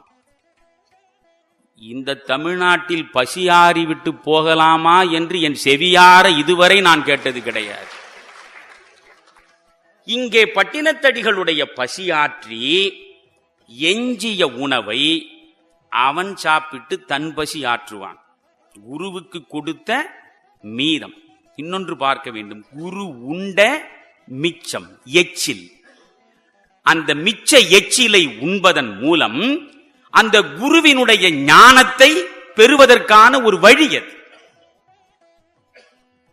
உணர்வாலும் உணவாலும் பெறுகிற ஞானம் அது. அறிவாலும் உணர்வாலும் உணவாலும் பெறுவது. அப்படி இவன் கொண்டு வந்து கொடுப்பதற்கு இவன் திருவோடு வைத்திருக்கிறான். அப்படி இவன் எஞ்சிய உணவை இவன் உண்ணுகிற பொழுது ஒரு பெண் நாய் வாலை குடைத்துக் கொண்டு இந்த பத்ரகிரிக்கு பக்கத்திலே வந்து பார்க்கிறது. பத்ரகிரி பார்த்தான். ஒரு நாய் வாலை குடைத்துக் கொண்டு பாசத்தோடு பசிக்கு உணவு கேட்கிறதே என்று கருதி கொஞ்சம் சோற்றை அதற்கு போட்டான். யோசித்து பாருங்கள், ஒருவேளை ஒரு கவளம் உணவை நீங்கள் வைத்து விட்டால் காலம் முழுவதும் நாய் உங்கள் கால்களையே சுற்றி கொண்டிருக்கும். இதில் ஐரோப்பிய நாய், அமெரிக்க நாய், இங்கிலாந்து நாய், இந்தியா நாய் என்று குண வேறுபாடே கிடையாது. ஆனால் மனிதர்களுக்குள்ளே, உலகம் முழுவதும் உள்ள எல்லா மனிதர்களுக்கும் உள்ள ஒரே நல்ல குணம் என்று ஒன்றை சொல்ல முடியுமா உங்களால்? அமெரிக்காவிலும் ஐரோப்பாவிலும் இங்கிலாந்திலும் இந்திய எல்லா இடங்களிலும் இருக்கக்கூடிய மனிதர்கள் எங்கு இருந்தாலும் ஒரு குணம், அனைவருக்கும் உண்டான பொது குணம் சொல்ல முடியுமா? முடியாது. ஆனால் இந்த நாய் இருக்கிறதே, உலகத்தில் எந்த இடத்திலே நாய் இருந்தாலும் ஒரு கவளம் போட்டு விட்டால் வாலை ஆட்டிக்கொண்டு காலையே சுற்றி கொண்டிருக்கும் நன்றி மிக்க பிராணி அது. அது அதற்கு பிறகு பத்ரகிரியை விடுவதாக இல்லை. அது இப்பொழுது பத்ரகிரி கையில் ஒரு ஓடும் இருக்கிறது, ஒரு உறவும் இருக்கிறது. உறவு என்பது ஆறறிவாக இருந்தால் என்ன, ஐயறிவாக இருந்தால் என்ன, உறவு இருக்கிறது. ஒருவன் பட்டினத்தடிகள் கிழக்கு வாசல் உட்கார்ந்து கொண்டிருக்கிற பொழுது வந்து பார்த்தான். ஐயா, எனக்கு பசிக்கிறது, உங்களிடம் ஏதாவது இருந்தால் கொடுக்க முடியுமா என்றான். அது என்ன சொல்வார்கள்? சிவனே வந்ததாகவும் சொல்வார்கள். நாம் சிவனே வந்ததாக எடுத்துக்கொள்ள வேண்டாம், ஒரு சாதாரண மனிதன் வந்ததாகவே, ஒரு பிச்சைக்காரன் வந்ததாகவே வைத்துக் கொள்ளுங்கள். பசிக்கு ஏதாவது தர முடியுமா? பட்டினத்தடிகள் உடனே சொன்னார், அப்பா, உடுத்து கொண்டிருக்கிற கோவணம் கூட சுமை என்று கருதுகிற மனிதன் நான். என்னிடம் கொடுப்பதற்கு எதுவும் இல்லை. நீ மேற்கு வாசலுக்கு போனால் அங்கே ஒரு சம்சாரி உட்கார்ந்து கொண்டிருக்கிறான். அவனிடம் போனால் உனக்கு ஏதாவது கிடைக்கும். நான் சந்நியாசி, சந்நியாசியால் எதையும் தர முடியாது, சம்சாரியை போய் கேளென்றான். இவன் பிராகாரத்தை ஒரு பக்கமாக சுற்றி கொண்டு மேற்கு வாசலில் வந்து பார்த்தால் பத்ரகிரி உட்கார்ந்து கொண்டிருக்கிறான். நாடாண்ட அரசன் அவன் திருவோடோடு உட்கார்ந்து கொண்டிருக்கிறான். பட்டினத்து அடிகள் நாட்டையே துறந்து விட்டு வந்த பின்னாலும் இவனை முழு துறவியாக ஏற்றுக்கொள்ளவில்லை. நீங்கள் வெறும் காவி உடுத்துக் கொண்டு வந்தாலே துறவியாக ஏற்றுக்கொள்கிறீர்கள். எவ்வளவு பரந்த மனம் உங்களுக்கு! உடனே இந்த பத்ரகிரியிடம் வந்தான். ஐயா, கொஞ்சம் பிச்சை வேண்டும் என்றான். என்னை பார்த்து ஏன் கேட்கிறாய்? நானே பிச்சைக்கு உட்கார்ந்து கொண்டிருக்கிறேன், என்னிடம் ஏன் கேட்கிறாய் என்றான். இல்லை, கிழக்கு வாசலிலே ஒரு சன்னியாசி இருக்கிறார், அவரிடம் கேட்டேன். அவர் சொன்னார் மேற்கு வாசலில் ஒரு சம்சாரி இருக்கிறான், அவனை போய் பார் என்றார். அதனால் தான் உங்களிடம் வந்தேன். பொட்டில் அறைந்தது போல் இருந்தது பத்ரஹரிக்கு. சம்சாரியா? நானா? ஹடப்பாவி, எல்லாவற்றையும் துறந்து விட்டு வந்திருக்கிறேன், என்னை ஏன் பட்டினத்தடிகள் சம்சாரி என்று சொன்னார் என்று ஒரு முறை யோசித்தான். யோசித்த பொழுதுதான் கையிலே ஓடு இருப்பது புரிகிறது. ஓடு மட்டுமல்ல, பக்கத்தில் விடாமல் நிழலாய் தொடர்கிற ஒரு உறவும் இருக்கிறது. ஆஹா, இந்த ஓடும் இந்த நாயும் சேர்ந்து என்னை சன்னியாசி ஆக்காமலே தடுத்து விட்டனவா? ஓங்கி இந்த ஓட்டினாலே அந்த நாயின் மண்டையில் அடித்தான். ஓடும் உடைந்தது, நாயும் மண்டை பிளந்து இறந்தது. பிறகு பத்ரஹரி சன்னியாசி ஆகிவிட்டான், முழு துறவி. அப்படி என்றால் என்ன பொருள்? நண்பர்களே, ஓடு கூட இருக்கக்கூடாது, அது பட்டினத்தடிகளுடைய ஃபார்முலா. ஆனால் மகாபாரதம் கொஞ்சம் கன்செஷன், கொஞ்சம் சலுகை கொடுக்கிறது. ஓடு மட்டும் வைத்துக் கொள்ளலாம். ஒரு துறவிக்கு முதல் இலக்கணம் ஓடு. இரண்டாவது இலக்கணம் பாருங்கள், கந்தை. உடுத்துவதற்கு கந்தை, உடுத்துவதற்கு உடை என்று சொல்லவில்லை, ஆடை என்று சொல்லவில்லை, கந்தை. ஏன் ஏன் நாம் உடுத்துகிறோம்? உலகத்தில் எந்த விலங்காவது உடுத்துகிறதா? கொஞ்சம் யோசித்து பாருங்கள். எப்படி வந்ததோ அப்படியே போகிறது அது. ஆனால் நாம் பிறக்கிற பொழுது நிர்வாணமாகத்தான் பிறக்கிறோம். போகிற போது நாம் என்ன செய்கிறோம்? பட்டுடுத்தி பாடையிலே அனுப்பி வைக்கிறோம். ஆனால் அங்கே இருக்கிற வெட்டியானுக்கு இருக்கிற புரிதல் நமக்கு இல்லை. வெட்டியான் பார்க்கிறான், ஒன்றுமில்லாமல் வந்தவன் ஒன்றுமில்லாமல் போவதுதானே முறை. வருகிற பொழுது எதையுமே கொண்டு வராதவன் போகிற பொழுது இதை கொண்டு போவது என்ன நியாயம்? அவன் உரிந்து விடுகிறான். ஆக நிர்வாணமாக வந்தவன் நிர்வாணமாகத்தான் போகிறான். எனவே இங்கே நீங்கள் புரிந்து கொள்ள வேண்டிய முக்கியமான விஷயம், உடுத்துவது மற்றவர்களுக்காகத்தான் நாம் உடுத்துகிறோம். நாம் ஒரு திருவிழாவுக்கு போவதென்றாலும் திருமணத்திற்கு போவதென்றாலும் நாம் ஆடை உடுத்துவதும் அணிகலன்கள் பூண்டு போவதும் எதற்காக? அடுத்தவர் பார்ப்பதற்கு. பார்க்காவிட்டால் கூட நாம் திரும்ப திரும்ப பார்க்க வேண்டும் என்பதற்காகவே பேசுகிறோமே. என்ன இவ்வளவு செலவழித்து நாம் கழுத்திலே அணிந்து கொண்டு வந்திருக்கிறோம் புத்தம் புதிய ஒரு அணிகலனை, இவள் பார்ப்பதாகவே தெரியவில்லையே. பார்த்து ஆஹா எவ்வளவு அற்புதமான அணிகலன் இது என்று பாராட்ட வேண்டும் என்று நினைக்கிறோம். நான் யாரையும் குறிப்பிட்டு சொல்லவில்லை. மனித மனம், பாராட்டுக்கு இயங்குகிற மனம், புகழுக்கு இயங்குகிற மனம், புகழ் எது விளம்பரம் எது என்று புரியாத பேதை மனம், இன்பம் எது துன்பம் எது என்பதற்கான இடைவெளி அறியாத மனம். எனவே நாம் உடுத்துவதே அழகுபடுத்திக் கொள்வதற்கு. துறவி என்பவன் அழகுபடுத்திக் கொள்பவன் இல்லை. துறவிக்கு அழகு அழகற்றது என்ற வேறுபாடே கிடையாது. இன்பம் துன்பம் என்ற வேறுபாடே கிடையாது. வேறுபாடு மனதில் இருக்கிற வரையில் மனிதன் துறவியாக வழியே கிடையாது. வேறுபாடு என்பது அஞ்ஞானம். வேறுபாடற்று எல்லாவற்றையும் ஒருமை நிலையிலே பார்ப்பதுதான் ஞானம். ஞானம் வேற்றுமைகளை மீறி ஒற்றுமையை காணும். அஞ்ஞானம் ஒற்றுமையாக இருப்பதை கூட உடைத்து வேற்றுமையாகவே மாற்றும். அதனால் இங்கே ஆடை என்று பார்க்கிற பொழுது அவன் உடுத்தக்கூடாது, ஆனால் மானம் மறைக்க வேண்டும். மானம் மறைப்பதற்கு மகாபாரதம் என்ன சொல்கிறது? ஒரு கந்தை அணியலாம், கந்தை தான் அணியலாம். ஓடு முதல் இலக்கணம். கந்தை வரும்பொழுது நீங்கள் சாமியார்களை பார்க்க வேண்டும். கந்தையோடு வருகிறாரா பார்க்க வேண்டும். சாமியாராக இருப்பது நீங்கள் நண்பர்களே, பாரதிக்கு சாமியார் பிடிக்காதா? பாரதிக்கு தெய்வம் நம்பிக்கை இல்லையா? பாரதியே சொல்கிறான். பாரதி என்ன சொல்கிறான்? காவி உடை வேண்டாம், கற்றை சடை வேண்டாம், பாவித்தல் போதும் பரமநிலை எய்துதற்கே. பாவனைதான் முக்கியமானது. நீங்கள் சிவவாக்கியாருடைய அழகான பாடல் ஒன்று உண்டு. மனத்தகத்து அழுக்கராத மௌன ஞான யோகியர் வனத்தகத்து இருக்கினும் மனத்தகத்து அழுக்கரார். மனத்தகத்து அழுக்கு அறாத மௌன ஞான யோகியர் வனத்தகத்து இருப்பினும் மனத்தகத்து அழுக்கரார். முளைத்தடத்து இருப்பினும் மனத்தகத்து அழுக்கு அறுத்த மௌன ஞான யோகியர் முளைத்தடத்து இருக்கினும் மனத்தட அழுக்கை அகற்றி இருப்பார். ஆக நீங்கள் ஒன்று புரிந்து, மனதிற்குள்ளே இருக்கிற அழுக்கை அகற்றிவிட வேண்டும். அழுக்கை அகற்றியவன் ஒரு பெண்ணின் மார்பின் மீது சாய்ந்திருந்தாலும் கூட பிறப்பறுத்திருப்பரே என்கிறான் திருமூலன். எனவே வெளி வேஷமல்ல முக்கியம், உள்ளே இருப்பதுதான் முக்கியம். அதனால் கந்தை இரண்டாவது. மூன்றாவது முக்கியமான இலக்கணம் எதை பார்க்க? அப்பொழுதுதான் பட்டினத்தார் உங்களுக்கு முழுமையாக வந்து சேர்வார்.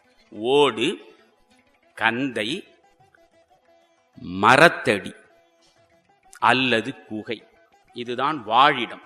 வாழிடம் அப்படி என்றால் என்ன பொருள்? இயற்கையாக இருக்கக்கூடிய இடத்திலேதான் ஒரு துறவி இருக்க வேண்டுமே தவிர செயற்கையாக ஒன்றை சிருஷ்டி செய்து அதற்குள்ளே அவன் இருக்கலாகாது. இயற்கையாக இருக்கிற மரத்தடியின் கீழ் இருக்க வேண்டும், அல்லது கல் குகைக்குள்ளே அவன் இருக்கலாம். இது வாழிடம். ஓடு, கந்தை, மரத்தடி. அடுத்ததுதான் ரொம்ப அழகு. நீங்கள் ஒரு இந்தியனாக பிறந்ததற்கு பெருமைப்பட வேண்டும். இந்த மண்ணினுடைய சாரம் முழுவதையும் நீங்கள் அறியத்தான் உங்களுக்குள்ளே பெருமிதம் பொங்கும். ஓடு, கந்தை, பிறகு மரத்தடி என்று சொன்னவன் நான்காவது இலக்கணம் சொல்கிறான், தனிமை. ஒரு துறவிக்கு முக்கியமானது தனிமை. அந்த தனிமையை கூட எப்படி இருக்க வேண்டும் என்று சொல்கிறான் தெரியுமா? ஒரு பெண்ணின் கையில் உள்ள ஒற்றை வளையலை போன்ற தனிமை. 2 வளையல் இருந்தால் ஒன்றோடு ஒன்று உரசி சத்தம் வரும். ஒரு பெண்ணின் கையில் உள்ள ஒற்றை வளையலை போன்ற தனிமை துறவிக்கு தேவை. சரி, அப்படி என்றால் துறவி யார்? எல்லாரையும் துறந்து விட்டு தனியே நிற்பவனா? அப்படி இருப்பவன் துறவி இல்லை என்று நான் முதலிலேயே சொன்னேன். இங்கே தனிமை என்று சொன்னான். கடைசி 5வது இலக்கணம் என்ன தெரியுமா? எல்லா உயிர்களிடத்தும் பேதமற்ற அன்பு. இந்த 5 இருப்பவன் தான் துறவி. தனியாக இருக்க வேண்டும். தனித்து இருக்கக்கூடிய அவன் எல்லா உயிர்களின் மீதும் அன்பு செலுத்துபவனாக இருக்க வேண்டும். அந்த எல்லா உயிர்களின் உயர்வுக்கும் சிந்திப்பவனாகவும் அந்த சிந்தனையை கொண்டு வந்து சேர்ப்பவனாகவும் இருக்க வேண்டும். இந்த 5 இலக்கணங்களும் பட்டினத்தடிகளுக்கு பொருந்தியதைப் போல வேறு எந்த துறவிக்காவது பொருந்தி இருக்கிறதா? நீங்கள் யோசிக்க வேண்டும். எனவே இந்த பட்டினத்தடிகள் எல்லாவற்றையும் துறந்தார். நான் இன்றைக்கு இருக்கிற இளைஞர்களுக்கு மிக முக்கியமாக சொல்ல விரும்புகிற செய்தி இது. இந்த நுகர்பொருள் கலாச்சாரம் இன்றைக்கு எதை உருவாக்கி இருக்கிறது? நேற்று வரையில் கூட்டு குடும்பம் இருந்தது. இன்று கூட்டு குடும்பம் தனி குடும்பமானது. நண்பர்களே, கூட்டு குடும்பம் தான் ஒரு குடும்ப அமைப்பினுடைய உன்னதம் என்ற எண்ணம் நேற்று வரை இருந்தது. நேற்று என்றால் நேற்றைய தலைமுறை வரை. இன்றைய தலைமுறை என்ன ஆயிற்று? கூட்டு குடும்பம் சிதைந்து தனி குடும்பம் ஆனது. இப்பொழுது தனி குடும்பம் என்றால் கணவன் மனைவி, அவர்கள் பெறுகிற பிள்ளைகள், இவர்களை பெற்றெடுத்தவர்களை உதறிவிடுவதுதான் இன்றைக்கு இருக்கக்கூடிய வாழ்க்கை முறை. கூட்டு குடும்பம் சிதைந்து தனி குடும்பமானது. இதே நிலை இப்பொழுது எங்கே போகிறது தெரியுமா?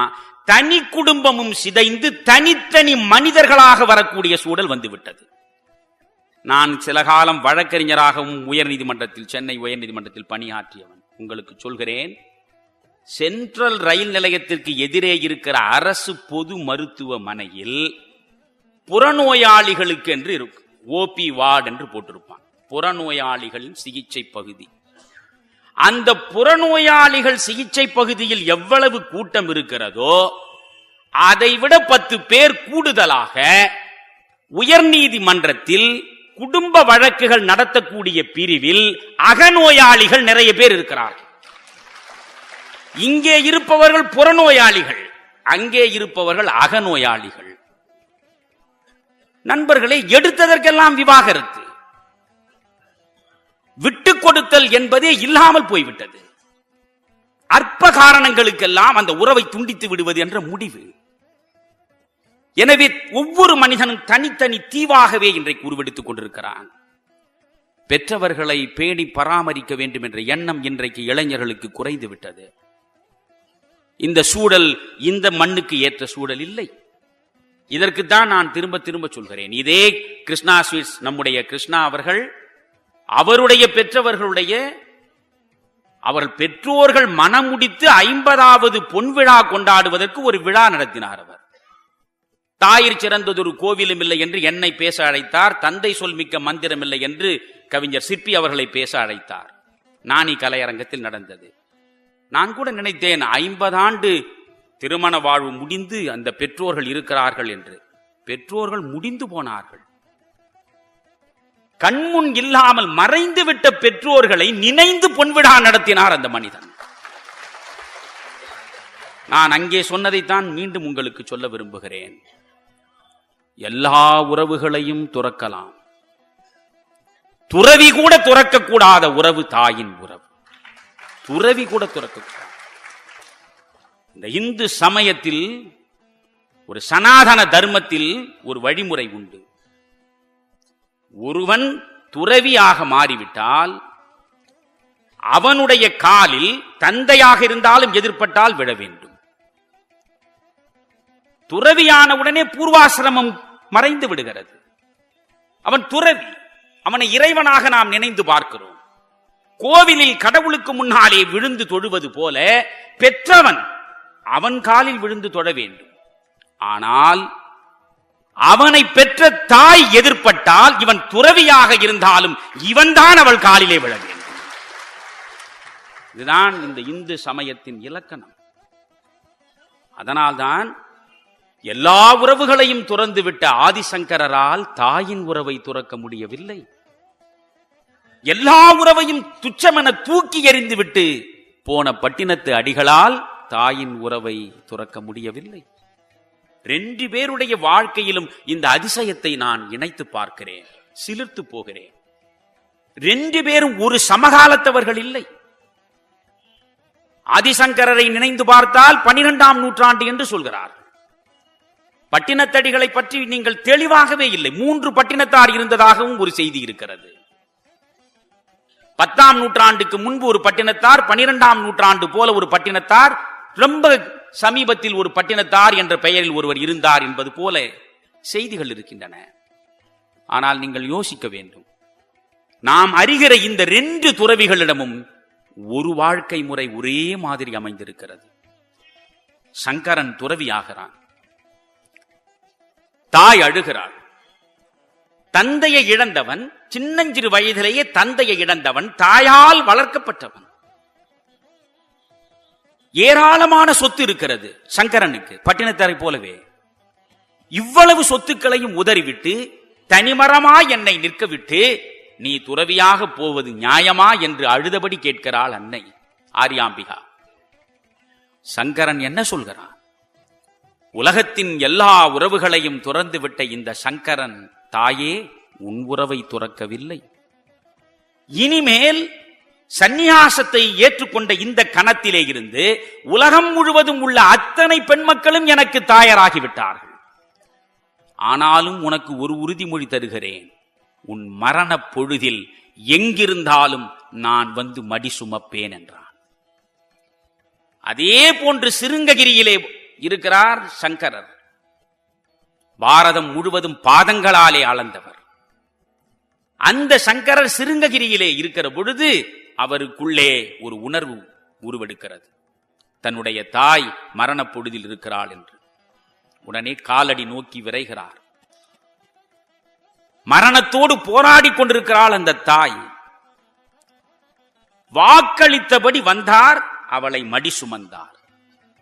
தாய் பார்க்கிறாள், முழுமையாக பிரக்ஞை இல்லை அவளுக்கு. உணர்வு குறைந்து கொண்டே இருக்கிற அந்த சூழலிலும் தன் பிள்ளை சத்தியம் செய்தாற்போல் வந்து மடி சுமக்கிறான் என்ற மன நிறைவோடு கண்மூடுகிறாள். அதற்கு பிறகு அவளுக்கு ஈமக்கடன் ஆற்ற வேண்டும். ஈமக்கடன் ஆற்றுவதற்கு சங்கரன் முனைகிற பொழுது உறவு முழுவதும் கூடி நின்று தடுக்கிறது. நீ துறவி, சனாதன தர்மப்படி துறவிக்கு உறவு கிடையாது, எனவே இந்த தாய்க்கு ஈமக்கடனை நீ செய்யக்கூடாது என்று ஊர் கூடி சங்கரனை தடுக்கிறது. சனாதன தர்மத்தின் ஆணிவேராக பேசப்படுகிற ஆதிசங்கரர் அந்த சனாதன தர்மம் வகுத்து வைத்த வேலியை அவரே தாண்டுகிறார். ஊர் தடுத்தது, உறவு தடுத்தது, யார் தடுத்தும் கேட்கவில்லை அவர். நீதான் இந்த பிரேத சம்ஸ்காரத்தை செய்வது என்று முடிவெடுத்தால் நாங்கள் அனைவரும் உன்னை விலக்கி வைத்து விடுவோம், சமூக விலக்கு செய்து விடுவோம் என்று சொல்லி தூர நின்றார்கள். அந்த சங்கரன் தன்னுடைய தாயின் சடலத்தை தானே தன் தோளில் சுமந்தான். வீட்டின் கொல்லைப்புறத்திலே கொண்டு போய் வைத்தான். கொண்டு போய் வைத்து ஈமக்கடன் ஞான அக்னி மூலமாக எரிக்கப்பட்டது என்று சொல்கிறார். நீ ஞான அக்னி என்று கூட எடுத்துக்கொள்ள வேண்டாம், அவன் நெருப்பு வைத்து எரித்ததாகவே வைத்துக் கொள்ளுங்கள். ஆனால் நண்பர்களை புரிந்து கொள்ள வேண்டும், மாத்ருகா பஞ்சகம் என்று வடமொழியில் 5 பாடல்களை சங்கரர் எழுதி வைத்திருக்கிறாரே, அந்த பாடல்களையும் படியுங்கள்.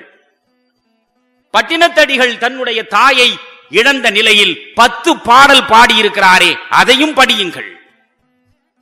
2 பேருடைய உணர்வும் ஒரே மாதிரி இருக்கிறது. 2 பேர் வழங்கக்கூடிய செய்திகள் கூட ஏறக்குறைய ஒரே மாதிரி இருக்கின்றன. 5 பாடல்களில் அழுகிறார் ஆதிசங்கரர்.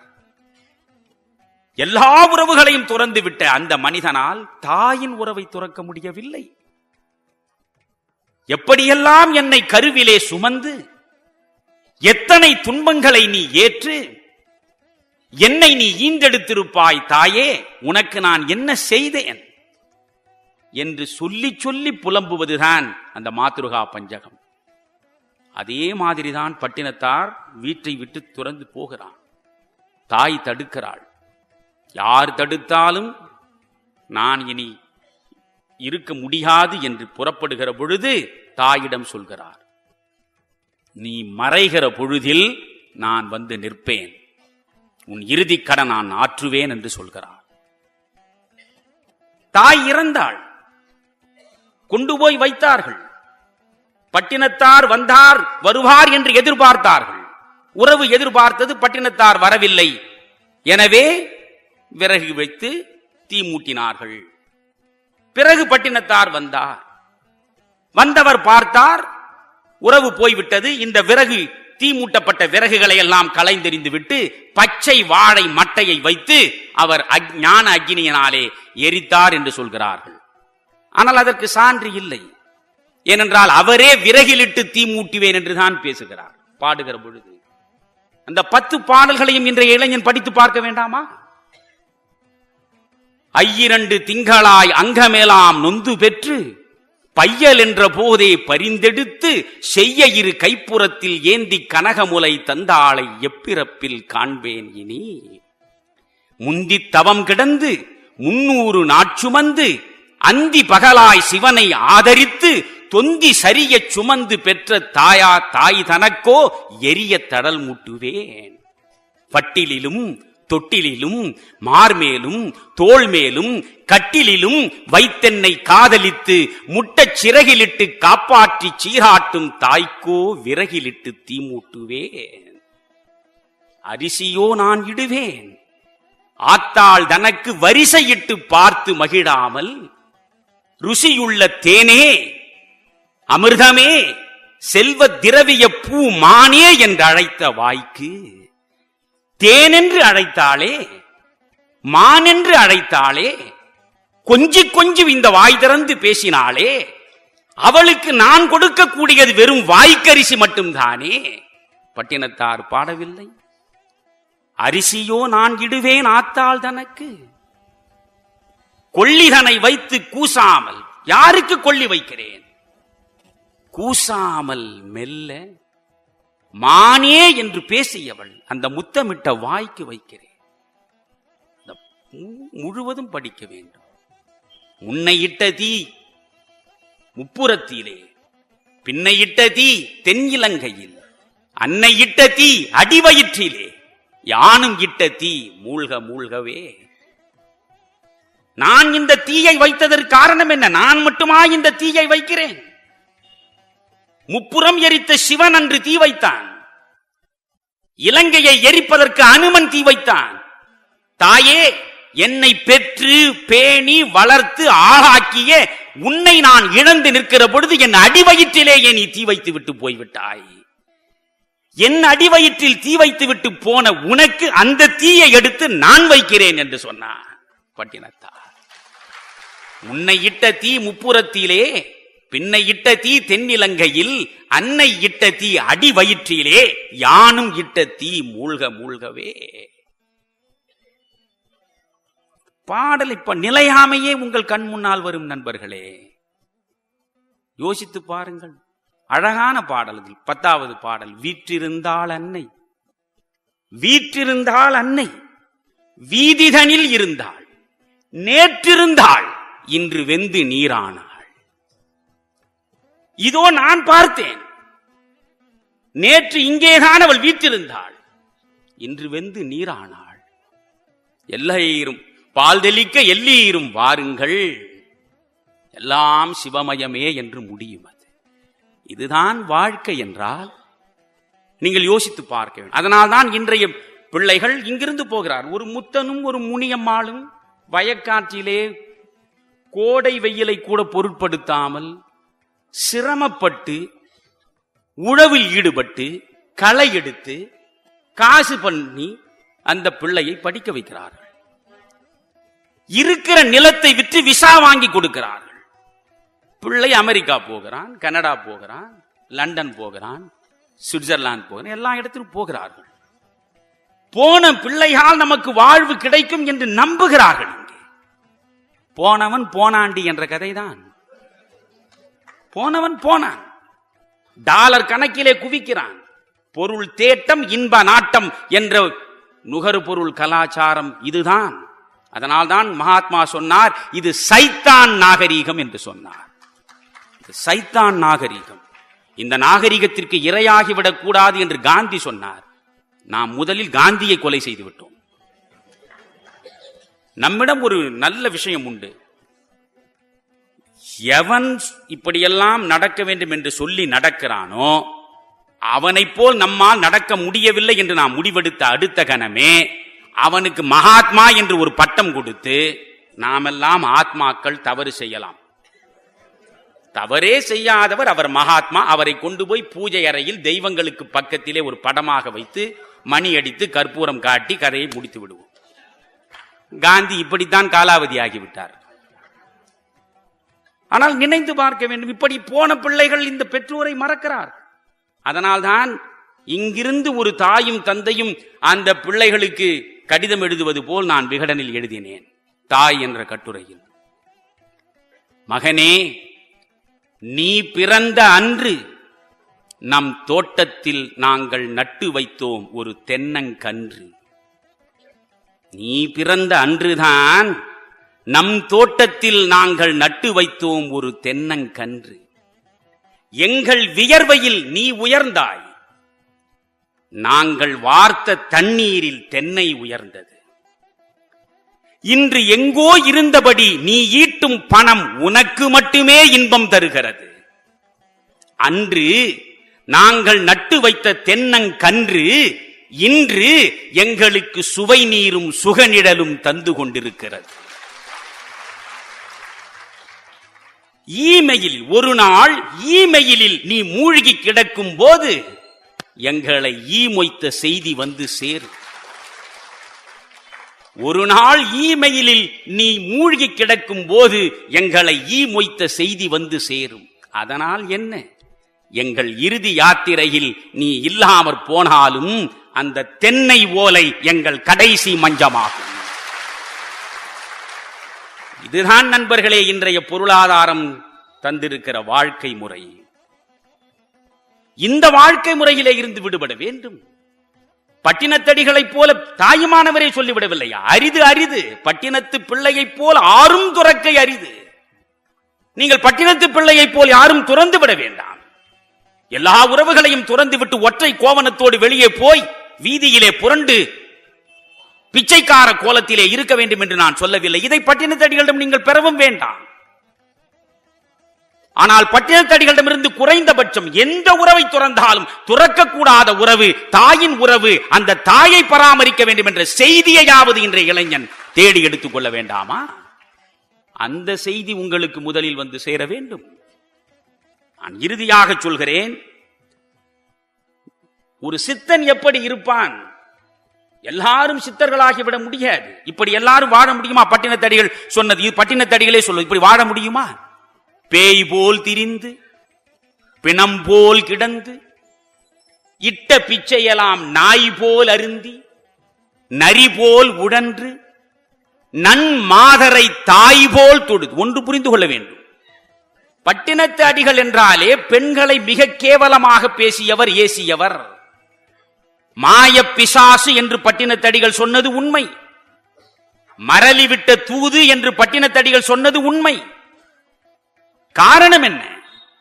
பெண் இன்பத்திலேயே ஒரு மனிதன் முற்ற முழுக்க மூழ்கி கிடந்தால் அவனுடைய பண்புகள் அனைத்தும் பாழ்பட்டு போகும் என்பதனாலேதான். ஒன்று எப்பொழுதும் புரிந்து கொள்ளுங்கள், நான் மிக தெளிவாக உங்களுக்கு வழங்குகிற செய்தி, இந்த செய்தியை நெஞ்சிலே சுமந்து கொள்ளுங்கள். எல்லாவற்றிலும் எல்லையிலே நிற்காதீர்கள். எல்லாவற்றிலும் எல்லையிலே நிற்காதீர்கள். விருப்பு என்பது ஒரு எல்லை, வெறுப்பு என்பது ஒரு எல்லை. இன்பம் என்பது ஒரு எல்லை, துன்பம் என்பது ஒரு எல்லை. ரெண்டு எல்லை இருக்கிறது. நண்பர்களே, புத்தனை நீங்கள் பாருங்கள். புத்தன் தான் சொன்னான் மிடில் பாத் என்றான், நடுவழி. சாக்ரட்டிஸுடைய மாணவன் பிளாட்டோ, பிளாட்டோவுடைய மாணவன் அரிஸ்டாட்டில். அரிஸ்டாட்டில் மாதிரி ஒரு அறிஞனை உலகம் இன்று வரை சந்திக்கவில்லை என்று சொல்லிக் கொண்டிருப்பார்கள் மேல் நாட்டில். அந்த அரிஸ்டாட்டிலும் சொல்வது கோல்டன் மீன் என்பதுதான், நடுவழி. நடுவழி என்றால் என்ன? புத்தன் அனுபவித்து சொன்னது.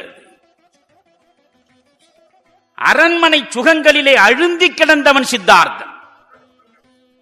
இந்த அரண்மனையை விட்டு போய்விடக் கூடாது என்பதற்காக அவன் தந்தை சுத்தோதனனே பெண் இன்பத்திலேயே அவனை மூழ்கடித்தான் திட்டமிட்டு. எனவே பெண் இன்பம் என்றால் என்ன? எத்தனை வித இன்பங்கள் உண்டோ அத்தனை இன்பங்களிலும் அழுந்தி கிடந்தவன் சித்தார்த்தன். இன்பத்தின் எல்லையிலே நின்று பார்த்தான் அவன். பிறகு அவனுக்குள்ளே எழுந்த கேள்விகள், இந்த முதுமை ஏன் வருகிறது, மரணம் ஏன் வருகிறது, துயரம் ஏன் வருகிறது, இந்த கேள்விகளுக்கு விடை காண புறப்பட்டான். 6 ஆண்டு காலம் கானகத்திலே கடும் தவம் இயற்றினான். பின்னாலே இருக்கக்கூடிய முதுகெலும்பு முன்னாலே தெரியக்கூடிய அளவுக்கு வற்றி உலர்ந்து ஒரு கவலம் கூட உண்ணாமல் கடும் விரதம் இருந்தான். அதிலும் அவனுக்கு புத்தம் வரவில்லை. புத்தம் என்றால் ஞானம், ஞானம் வரவில்லை.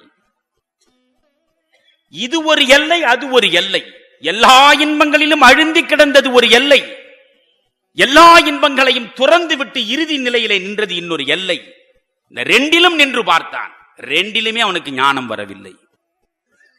அதற்கு பிறகு கொஞ்சம் உணவை எடுத்துக்கொண்டு இந்த உடலை பேணி பராமரித்து அவன் அத்திமரத்தடியிலே உட்கார்ந்தான். பிறகு பௌர்ணமியில் ஞானம் கனிந்தது என்று சொல்கிறோம். இதே ஒன்றை சொல்லி நான் முடிக்கிறேன். ஒரு பட்டினத்தடிகளைப் போல எல்லாவற்றையும் துறந்து விடுவதனாலே என்ன வந்து சேரும் நமக்கு என்று கேட்கலாம்.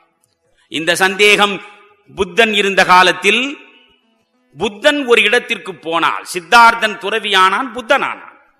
புத்தனாவது எளிதல்ல. இந்த செய்தியை மட்டும் நீங்கள் புரிந்து கொள்ள வேண்டும். ஒரு புத்தனாவதற்கு 1000 பிறப்பெடுக்க வேண்டும். 1000 பிறப்பெடுத்து கண்ம வினைகள் அனைத்தையும் கொஞ்சம் கொஞ்சமாக கழற்றி எரிந்துவிட்டு பிறகுதான் நீங்கள் புத்தமாக பூரணத்துவத்தை பெற முடியும். நீங்கள் இந்த பிறவியிலேயே எல்லாவற்றையும் நீக்கிவிட்டு பட்டினத்தார் ஆகிவிட முடியாது. பட்டினத்தார் பல பிறவிகளில் இந்த பரிபக்குவ நிலைக்கான முயற்சிகளை மேற்கொண்டிருக்க வேண்டும். அந்த புத்தன் துறவியானான். அவன் செல்லுமிடமெல்லாம் அவனுடைய ஈர்ப்பு சக்தி, பல பேர் துறவிகளானார்கள். அஜாத சத்ரு அரசனாக இருந்தான். ஒரு பௌர்ணமி நிலா கூட்டத்தில் புத்தன் பேசிக் கொண்டிருக்கிற பொழுது அரசன் அஜாத சத்ரு வந்தான். வந்தவன் புத்தனை பார்த்தான். எனக்கு ஒரு சந்தேகம் உங்களிடம் நான் தெளிவு பெற விரும்புகிறேன் என்றான். கேளுங்கள் என்றான். அவன் கேட்டான், நீங்கள் இப்படி எல்லாவற்றையும் துறந்து துறவியாகிவிட்டீர்கள். ஊர் ஊராக வந்து 100 கணக்கில் 1000 கணக்கில் மனிதர்களை எல்லாம் துறவிகளாக்குகிறீர்கள். இதனால் என்ன பயன் என்று கேட்டான். எல்லாவற்றையும் துறந்து விட்டு போவதனால் என்ன பயன் என்று கேட்டான். அஜாத சத்துருவின் கேள்வி நம்மில் ஒவ்வொருவருக்கும் இருக்கிறது. நாம் எல்லாம் அஜாத சத்துருக்கள் தான். இந்த கேள்விக்கு புத்தன் சொல்கிறான், பயன்தானே கேட்கிறாய்? சமூகம் இருக்கிறதே, இது இப்படித்தான் வாழ வேண்டும் என்று ஒரு இறுக்கமான சட்டம் போட்டு வைத்திருக்கிறது. எந்த தனி மனிதனும் ஒரு சமூக மனிதன், சமூக விலங்கு, சோசியல் அனிமல், இறுக்கமான சட்டம் போட்டு இதற்குள் இப்படித்தான் இருக்க வேண்டும் என்கிறது. இந்த சாதியில் இருந்தால் அந்த சாதிக்கென்று சடங்குகள், மதம் என்றால் மதத்திற்கென்று சடங்குகள், இப்படி பல்வேறு இறுக்கமான சட்டம் இருக்கிறதே, அந்த சட்டங்களை உடைத்துக் கொண்டு முதலில் விடுதலை ஒரு துறவிக்கு கிடைத்து விடுகிறது. ஒரு துறவியாகிவிட்டால் அவனுக்கு ஜாதி இல்லை, மதம் இல்லை, சமூகத்தின் சட்ட திட்டங்களுக்கு அவன் உட்பட வேண்டிய அவசியம் இல்லை. அதிலிருந்து விடுதலை கிடைத்து விடுகிறது. அதற்கு பிறகு செல்வம் அனைத்தையும் துறந்து விட்டு வருகிறார்கள். செல்வத்தை வைத்திருப்பவன் எந்த நேரத்தில் எப்பொழுது எவன் வந்து கொள்ளையடிப்பானோ என்கிற அச்சம் இருக்கும். சேர்த்து வைத்த செல்வம் சாகும் வரை துணை வருமா என்ற சஞ்சலமும் இருக்கும். கோடீஸ்வரனாக இருந்தான் குஜராத்திலே, 10 மாடிக்கு சொந்தக்காரனாக இருந்தான். ஒரு கனப்பொழுதில் பூகம்பம் வந்தது, எல்லாம் பூமிக்குள்ளே போனது. பிறகு தெருவிலே வந்து நின்று விட்டானே. எனவே நாம் சேர்த்து வைத்திருக்கிற, சிரமப்பட்டு சேர்த்து வைத்திருக்கிற செல்வம் நிலைக்குமா அல்லது பறிபோய் விடுமா என்ற அச்சத்தில் அலைக்கழிக்கப்படுகிறாயே. அந்த செல்வத்தை விட்டு விட்டு வந்ததனால் அந்த அச்சத்திலிருந்தும் நீ விலகி வந்து விடுகிறாய். பல்வேறு விதமான ஆசை வலையிலே மனிதன் சிக்கி சீரழிகிறானே. இந்த ஆசை வலையை அறுத்து கொண்டு வெளியே வருவதனால் அந்த ஆசைகளின் மூலம் வருகிற துயரங்களில் இருந்தும் நீ விடுபட்டு விடுகிறாய். இவையெல்லாம் நீ துறவுக்கு வந்தால்தான் கிடைக்கும் என்றான். ஆனால் அதற்காக புத்தன் எல்லாரையும் துறவிகளாக சொல்லவில்லை. அதற்குத்தான் 8-fold path, எண்வகை மார்க்கங்கள் என்று நடுநிலை. முழு துறவியாகி விடாதே, முழுமையாக சிற்றின்பச் சேற்றில் அழுந்தி விடாதே, கொஞ்சம் இன்பம் இருக்கட்டும். உனக்கு வேண்டிய அடிப்படையான தேவைகளை நீ அனுபவிப்பது தவறு இல்லை என்ற ஒரு நடுப்பாதை போட்டு கொடுத்தானே, அந்த நடுப்பாதையில் நீங்கள் நடக்க வேண்டும் என்று சொல்லி, இப்படி பேய் போல் திரிந்து பிணம் போல் கிடந்து இட்ட பிச்சையெல்லாம் நாய் போல் அருந்தி நரி போல் உழன்று நன்மங்கையரை தாய் போல் கருதி, நீங்கள் மாயப்பிசாசு மரளிவிட்ட தூது என்று பெண்ணை பழிக்க முடிந்தது பட்டினத்தாரால். ஆனால் நல்ல பெண்ணை பார்த்தால் தாயாய் கையெடுத்து வணங்க வேண்டும் என்று சொல்ல வைத்தது பட்டினத்தாரை. பஜகோவிந்தம் படியுங்கள் ஆதிசங்கரில். பஜகோவிந்தத்தில் இந்த பெண்ணை பற்றி, பெண்ணினுடைய சரீரத்தில் நமக்கு வரக்கூடிய மயக்கத்தில் இருந்து விடுவிப்பதற்கு, அது என்னடா உடம்பு, அது வெறும் சதை கோலம் தானே, அது ரத்தமும் சீடும் வியர்வையும் இருக்கக்கூடிய உடல் தானே என்று பஜகோவிந்தத்தில் பாடுகிறான் ஆதிசங்கரர். அந்த ஆதிசங்கரர் தான் தாய் இறக்கிற பொழுது, மாத்ருகா பஞ்சகம் பாடுகிற பொழுது அந்த தாய்க்கு ஏங்கி ஏங்கி பாடுகிறான். எனவே பெண்ணுக்கு தெய்வ நிலை தருவது தாய்மைதான். அதனால்தான் திருவிக்கா சொன்னார், பெண்மை, தாய்மை, இறைமை என்றார். இன்றைக்கு பல பெண்கள் என்ன சொல்கிறார்கள்? I don't want to marry anybody. I want to be very free. எனக்கு திருமணமே தேவையில்லை, நான் ரொம்ப சுதந்திரமாக இருக்க விரும்புகிறேன் என்று. சுதந்திரம் என்பது என்ன? யோசிக்க வேண்டும். ஒரு ஆறு சுதந்திரமாக ஓடுவது என்று முடிவெடுத்து கரைகளை மீறினால் என்ன ஆகும்? யோசித்து பாருங்கள். எந்த சுதந்திரத்திற்கும் ஒரு கட்டுப்பாடு இருக்க வேண்டும். ஒரு கட்டுக்குள்ளே இருந்தால்தான் இருக்கிற சுதந்திரம் இறுதி வரை நிலைக்கும். எனவே ஆணுக்கு பெண் அடிமையாகவும் பெண்ணுக்கு ஆண் அடிமையாகவும் இருக்க வேண்டியதில்லை. ஒரு பெண் பெண்ணாக இருக்கிறாள். அந்த பெண் ஒருவனை கைப்பிடிக்கிற பொழுது மனைவியாகிறாள். அந்த மனைவி எப்பொழுது கருவுறுகிறாளோ அப்பொழுது அவள் தாய்மை அடைகிறாள்.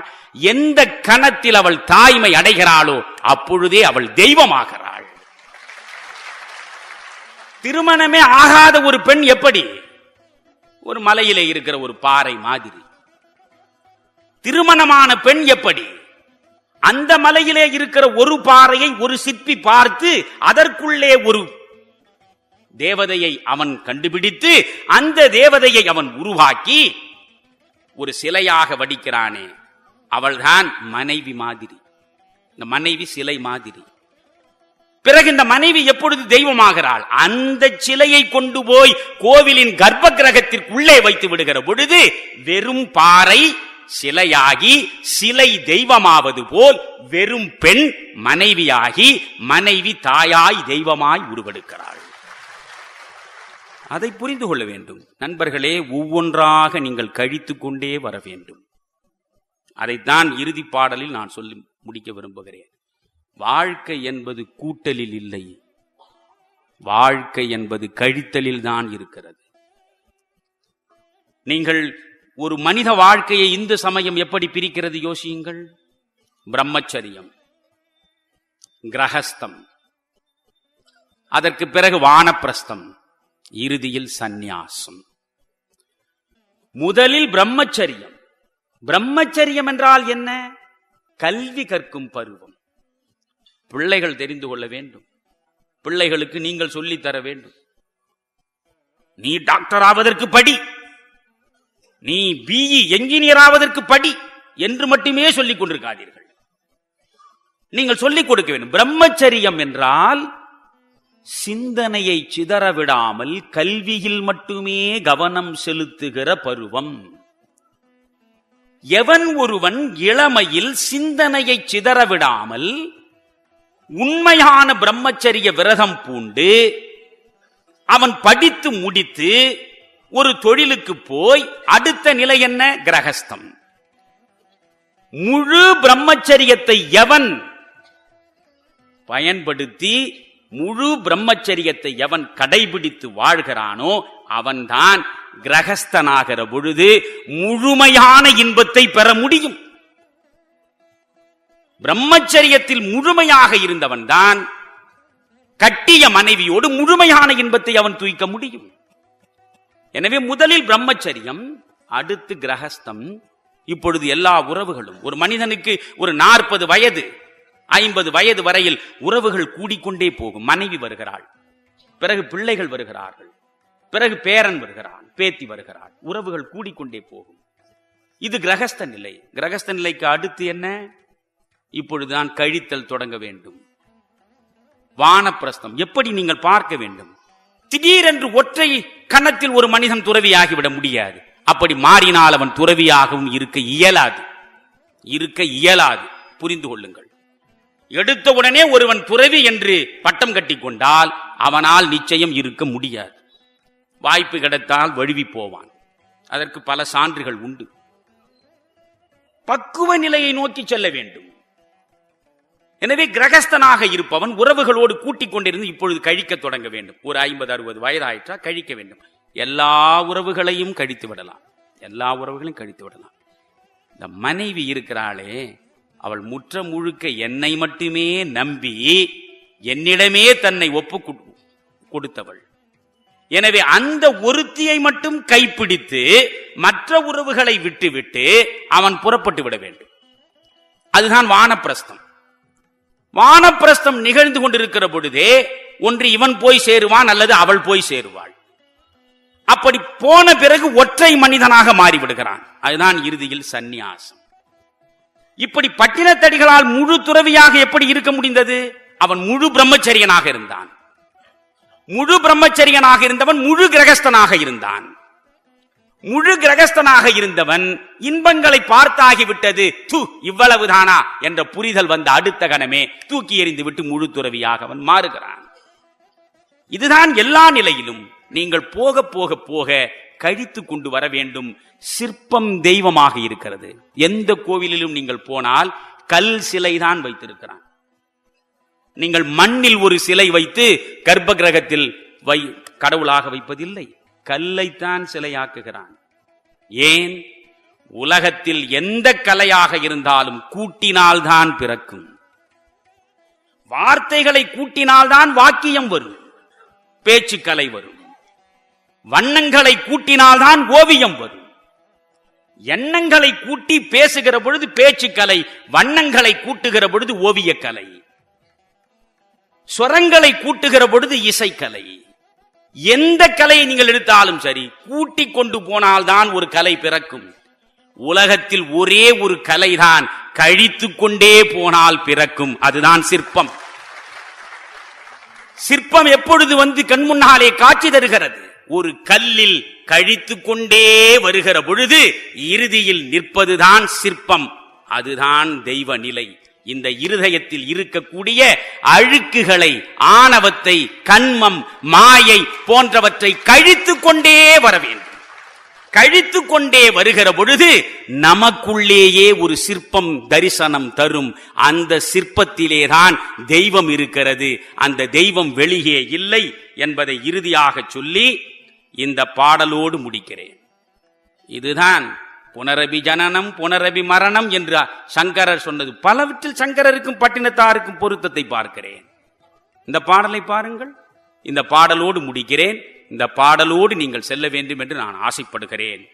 பிறந்தன இறக்கும், இறந்தன பிறக்கும், பிறந்தன இறக்கும், இறந்தன பிறக்கும், தோன்றின மறையும், மறைந்தன தோன்றும், பெருத்தன சிறுக்கும், சிறுத்தன பெருக்கும், உணர்ந்தன மறக்கும், மறந்தன உணரும், அருந்தின மலமாம். எதை உணவாக உண்டாலும் மலமாகத்தான் கடைசியில் அது போக போகிறது. அருந்தின மலமாம், புனைந்தன அழுக்காம். எவ்வளவு அரிதாரம் பூசிக்கொண்டு வந்தாலும் கொஞ்ச நேரத்திற்கு பிறகு அது அழுக்காகத்தான் ஆகிவிடுகிறது. அந்த அழுக்கை நாம் அகற்றுவதற்குத்தான் தண்ணீர் எடுக்கிறோம். எனவே நாம் பூசிய அரிதாரம் விலை மதிப்புள்ளது என்பதற்காக அப்படியே நாம் இருப்பது கிடையாது. அதனால் அருந்தின மலமாம், புனைந்தன அழுக்காம், உவப்பன வெறுப்பாம், வெறுப்பன உவப்பாம். எதை ஒரு கட்டத்தில் நான் வெறுக்கிறேனோ அது இன்னொரு கட்டத்தில் நான் விரும்புவேன். எதை ஒரு கட்டத்தில் நான் விரும்புகிறேனோ அதை இன்னொரு கட்டத்தில் வெறுப்பேன். இது உங்களுக்கு புரியாவிட்டால் கொஞ்சம் அரசியல் கட்சிகளை திரும்பி பாருங்கள். உவப்பன வெறுக்கும், வெறுப்பன உவக்கும், மாறி மாறி காட்சி தரும். அவர்கள் கூட பட்டினத்தடிகளை பின்பற்றுகிறார்கள் என்று சொல்லிக் கொள்ளலாம். செல்வத்து இருந்தனை செல்வந்தன் செல்வந்தனாகவே இருந்துவிட முடியுமா? அதனால்தான் ஒரு பழமொழி உண்டு, துன்பங்களை மட்டுமே இறுதி வரை சந்தித்து விட்டு செத்த ஏழையும் கிடையாது, இன்பங்களை மட்டுமே இறுதி வரை சந்தித்து விட்டு செத்த பணக்காரனும் கிடையாது. பணம் முழு இன்பத்தையும் கடைசி வரை தருவதில்லை, எவ்வளவு தேடி வைத்தாலும் சரி. இரவு பகல் என்பதுதான் காலம், இன்பம் துன்பம் என்பதுதான் வாழ்க்கை. அதனால்தான் நீங்கள் டாவோயிசம் படிக்க வேண்டும். வாசிக்க வாசிக்கத்தான் நண்பர்களே சிந்தனை விரியும்.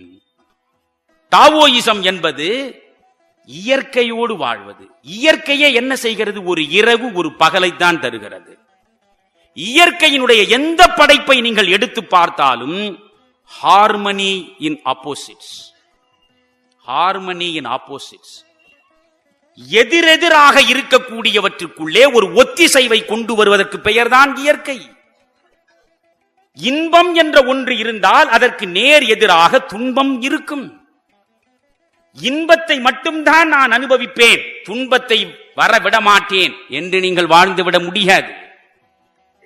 பகல் மட்டும்தான் இருக்கும், இரவு வரவே வராது. எந்த விஞ்ஞானி முயன்றாலும் தடுத்துவிட முடியாது. எந்த ஒன்றையும் எடுத்துக் கொள்ளுங்கள், நேர் எதிரெதிராக இருக்கக்கூடிய இரண்டின் இணைப்பு தான் இயற்கையினுடைய அடிப்படை ரகசியம்.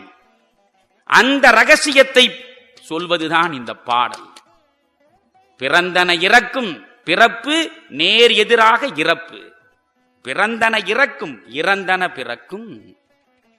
உணர்ந்தன மறக்கும், மறந்தன உணரும். எல்லாமே எதிரெதிராக இருப்பது. ரெண்டு எதிரெதிராக இருப்பதற்குள்ளே ஒரு இணக்கத்தை உருவாக்குவதுதான் இயற்கை, அதுதான் வாழ்க்கை என்பதை புரிந்து கொள்ள வேண்டும். செல்வத்து இருந்தனை தரித்திரத்து அழுந்தினை, இன்பமும் துன்பமும் இருநிலத்து அருந்தினை. வெறும் இன்பத்தை மட்டுமே நீ பெறுவதில்லை, வெறும் துன்பத்தை மட்டுமே நீ தொடுவதில்லை. இன்பமும் துன்பமும் இருநிலத்து அருந்தினை, ஒன்றை ஒன்று ஒழியாது உற்றனை. இந்த வரிதான் வேத வரி. ஒன்றை ஒன்று ஒழியாது உற்றனை. ஒன்றை மட்டுமே உற்று வாழ்ந்தவன் கிடையாது. ஒன்றை ஒன்று ஒழியாது உற்றனை. இன்பம் என்ற ஒன்று இருந்தால் துன்பம் என்ற ஒன்று வரும். துன்பத்தை இப்பொழுது அனுபவித்துக் கொண்டிருந்தால் உனக்கு இன்பம் என்பது வந்து கொண்டே இருக்கிறது என்று பொருள். ஒன்றை ஒன்று உற்று ஒழிந்தனை, இதுதான் வாழ்க்கை என்றால், இந்த வாழ்க்கையில் மாடு இருந்தென்ன, கன்று இருந்தென்ன, செல்வம் இருந்தென்ன, எதுவுமே நிலையற்றது என்பதனால் நிலையற்ற இவற்றை நான் மட்டுமே வைத்துக் கொள்ள வேண்டும் என்று நினைக்காமல் செல்வத்து பயனே ஈதல். புறநானூறு பேசவில்லையா? எனவே இறுதியாக சொல்கிறேன், பட்டினத்தடிகளைப் போல நீங்கள் முற்றும் துறக்க வேண்டாம். ஒரு கருமியின் கவனத்தோடு அனைத்தையும் சேர்த்து நீங்கள் மட்டுமே பூதம் போல் புதையலை பாதுகாக்கிற மனிதர்களாகவும் இருக்க வேண்டாம். அதுதான் theory of trusteeship. Mahatma Gandhi கொடுத்த தர்மகர்த்தா கொள்கை என்பது என்ன? ஒவ்வொரு பணக்காரனும் பல ஏழைகளுக்கு ஆண்டவனின் பிரதிநிதியாக இருந்து பாதுகாக்க வேண்டிய தர்மகர்த்தாக்கள். அந்த தர்மகர்த்தாக்களாக இருங்கள். இறுதியாக இந்த ஒரு வரியை சுமந்து கொண்டு செல்லுங்கள். என்னுடைய பணக்கார நண்பர்களுக்கு சொல்கிறேன். அருணகிரிநாதர் ஒரு வரி சொல்கிறார், அழகான வரி. தமிழில் எவ்வளவோ இருக்கிறது நண்பர்களே. அருணகிரிநாதர் சொல்கிறார், மரம் இருக்கிறதே, மரம், நான் மனிதன், இறைவனின் படைப்புகளிலேயே உயர்ந்த படைப்பு மனிதன்தான் என்று நான் பெருமிதம் பேசுகிறேன். மரம் இருக்கிறதே, அந்த மரம் கோடை வெயிலில் வெங்கொடுமையை தாழ முடியாமல் ஓடி வரக்கூடிய 100 பேருக்கு கிளை பரப்பி நிழல் தரும். ஒரு மரம் 100 பேருக்கு நிழல் தரும். அட மனிதா, நீ கோடை வெயிலில் அந்த வெம்மையை தாழ முடியாத நிலையில் உன் நிழலில் நீயே இளைப்பாற முடியாது. உன் நிழலில் நீ இளைப்பாற முடியாது. அதுதான் நீங்கள் வெயிற்கு ஒதுங்க உதவா உடம்பின் வெறு நிழல். அருணகிரிநாதன் வாழ்க்கையை சொல்வதை பாருங்கள். வெயிற்கு ஒதுங்க உதவா உடம்பின் வெறு நிழல். இந்த வாழ்க்கையில் என்ன செய்ய வேண்டும்? நொய்யிற் பிளவளவேனும் பகிர்மின்கள். இருந்தால் நான் எவ்வளவோ கொடுக்கத்தான் நினைக்கிறேன், ஆனால் ஒன்றுமே இல்லை என்று சொல்லக்கூடாது. என்ன செய்ய வேண்டும்?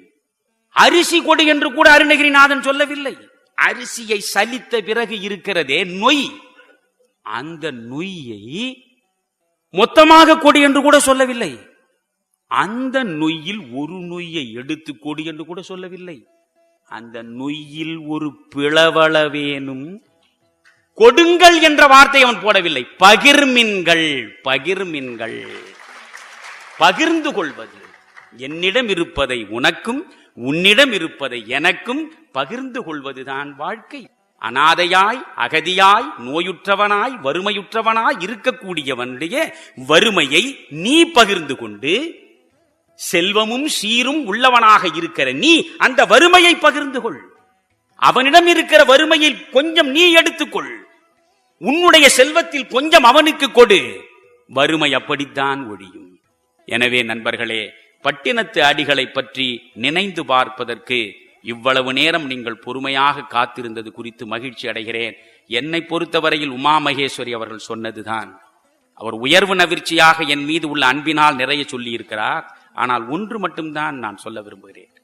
பேச்சு என்பதும் எழுத்து என்பதும் ஒரு தவமாக இருக்க வேண்டும். ஒரு பேச்சு பயன் தர வேண்டும், சமூகத்திற்கு பயன் தர வேண்டும்.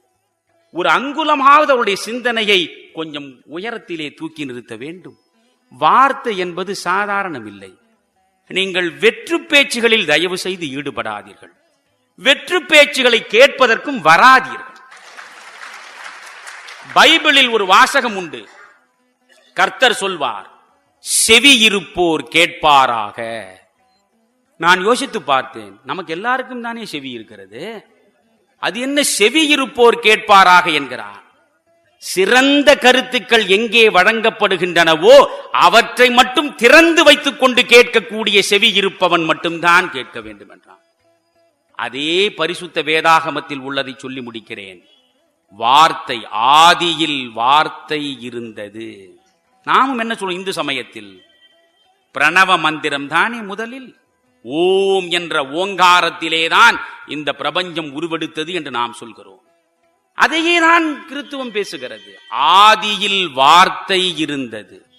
இரண்டாவது வரி பாருங்கள், வார்த்தை கடவுளோடு இருந்தது. மூன்றாவது வரி பாருங்கள், வார்த்தையே கடவுளானது. ஆதியில் வார்த்தை இருந்தது, வார்த்தை கடவுளோடு இருந்தது, வார்த்தையே கடவுளானது. அதை புரிந்து வைத்ததால் தான் பாரதி மந்திரம் போல் வேண்டுமடா சொல் இன்பம் என்றான். எனவே இந்த தமிழ் மண்ணில் பிறந்த உங்களுக்கு மந்திரம் போல் 1000 கருத்துக்களை வழங்கி இருக்கிற நல்லவற்றை தேடி படியுங்கள், சிறப்பாக சிந்தியுங்கள், சமூகம் சிறக்க வாழுங்கள் என்று சொல்லி விடைபெறுகிறேன்.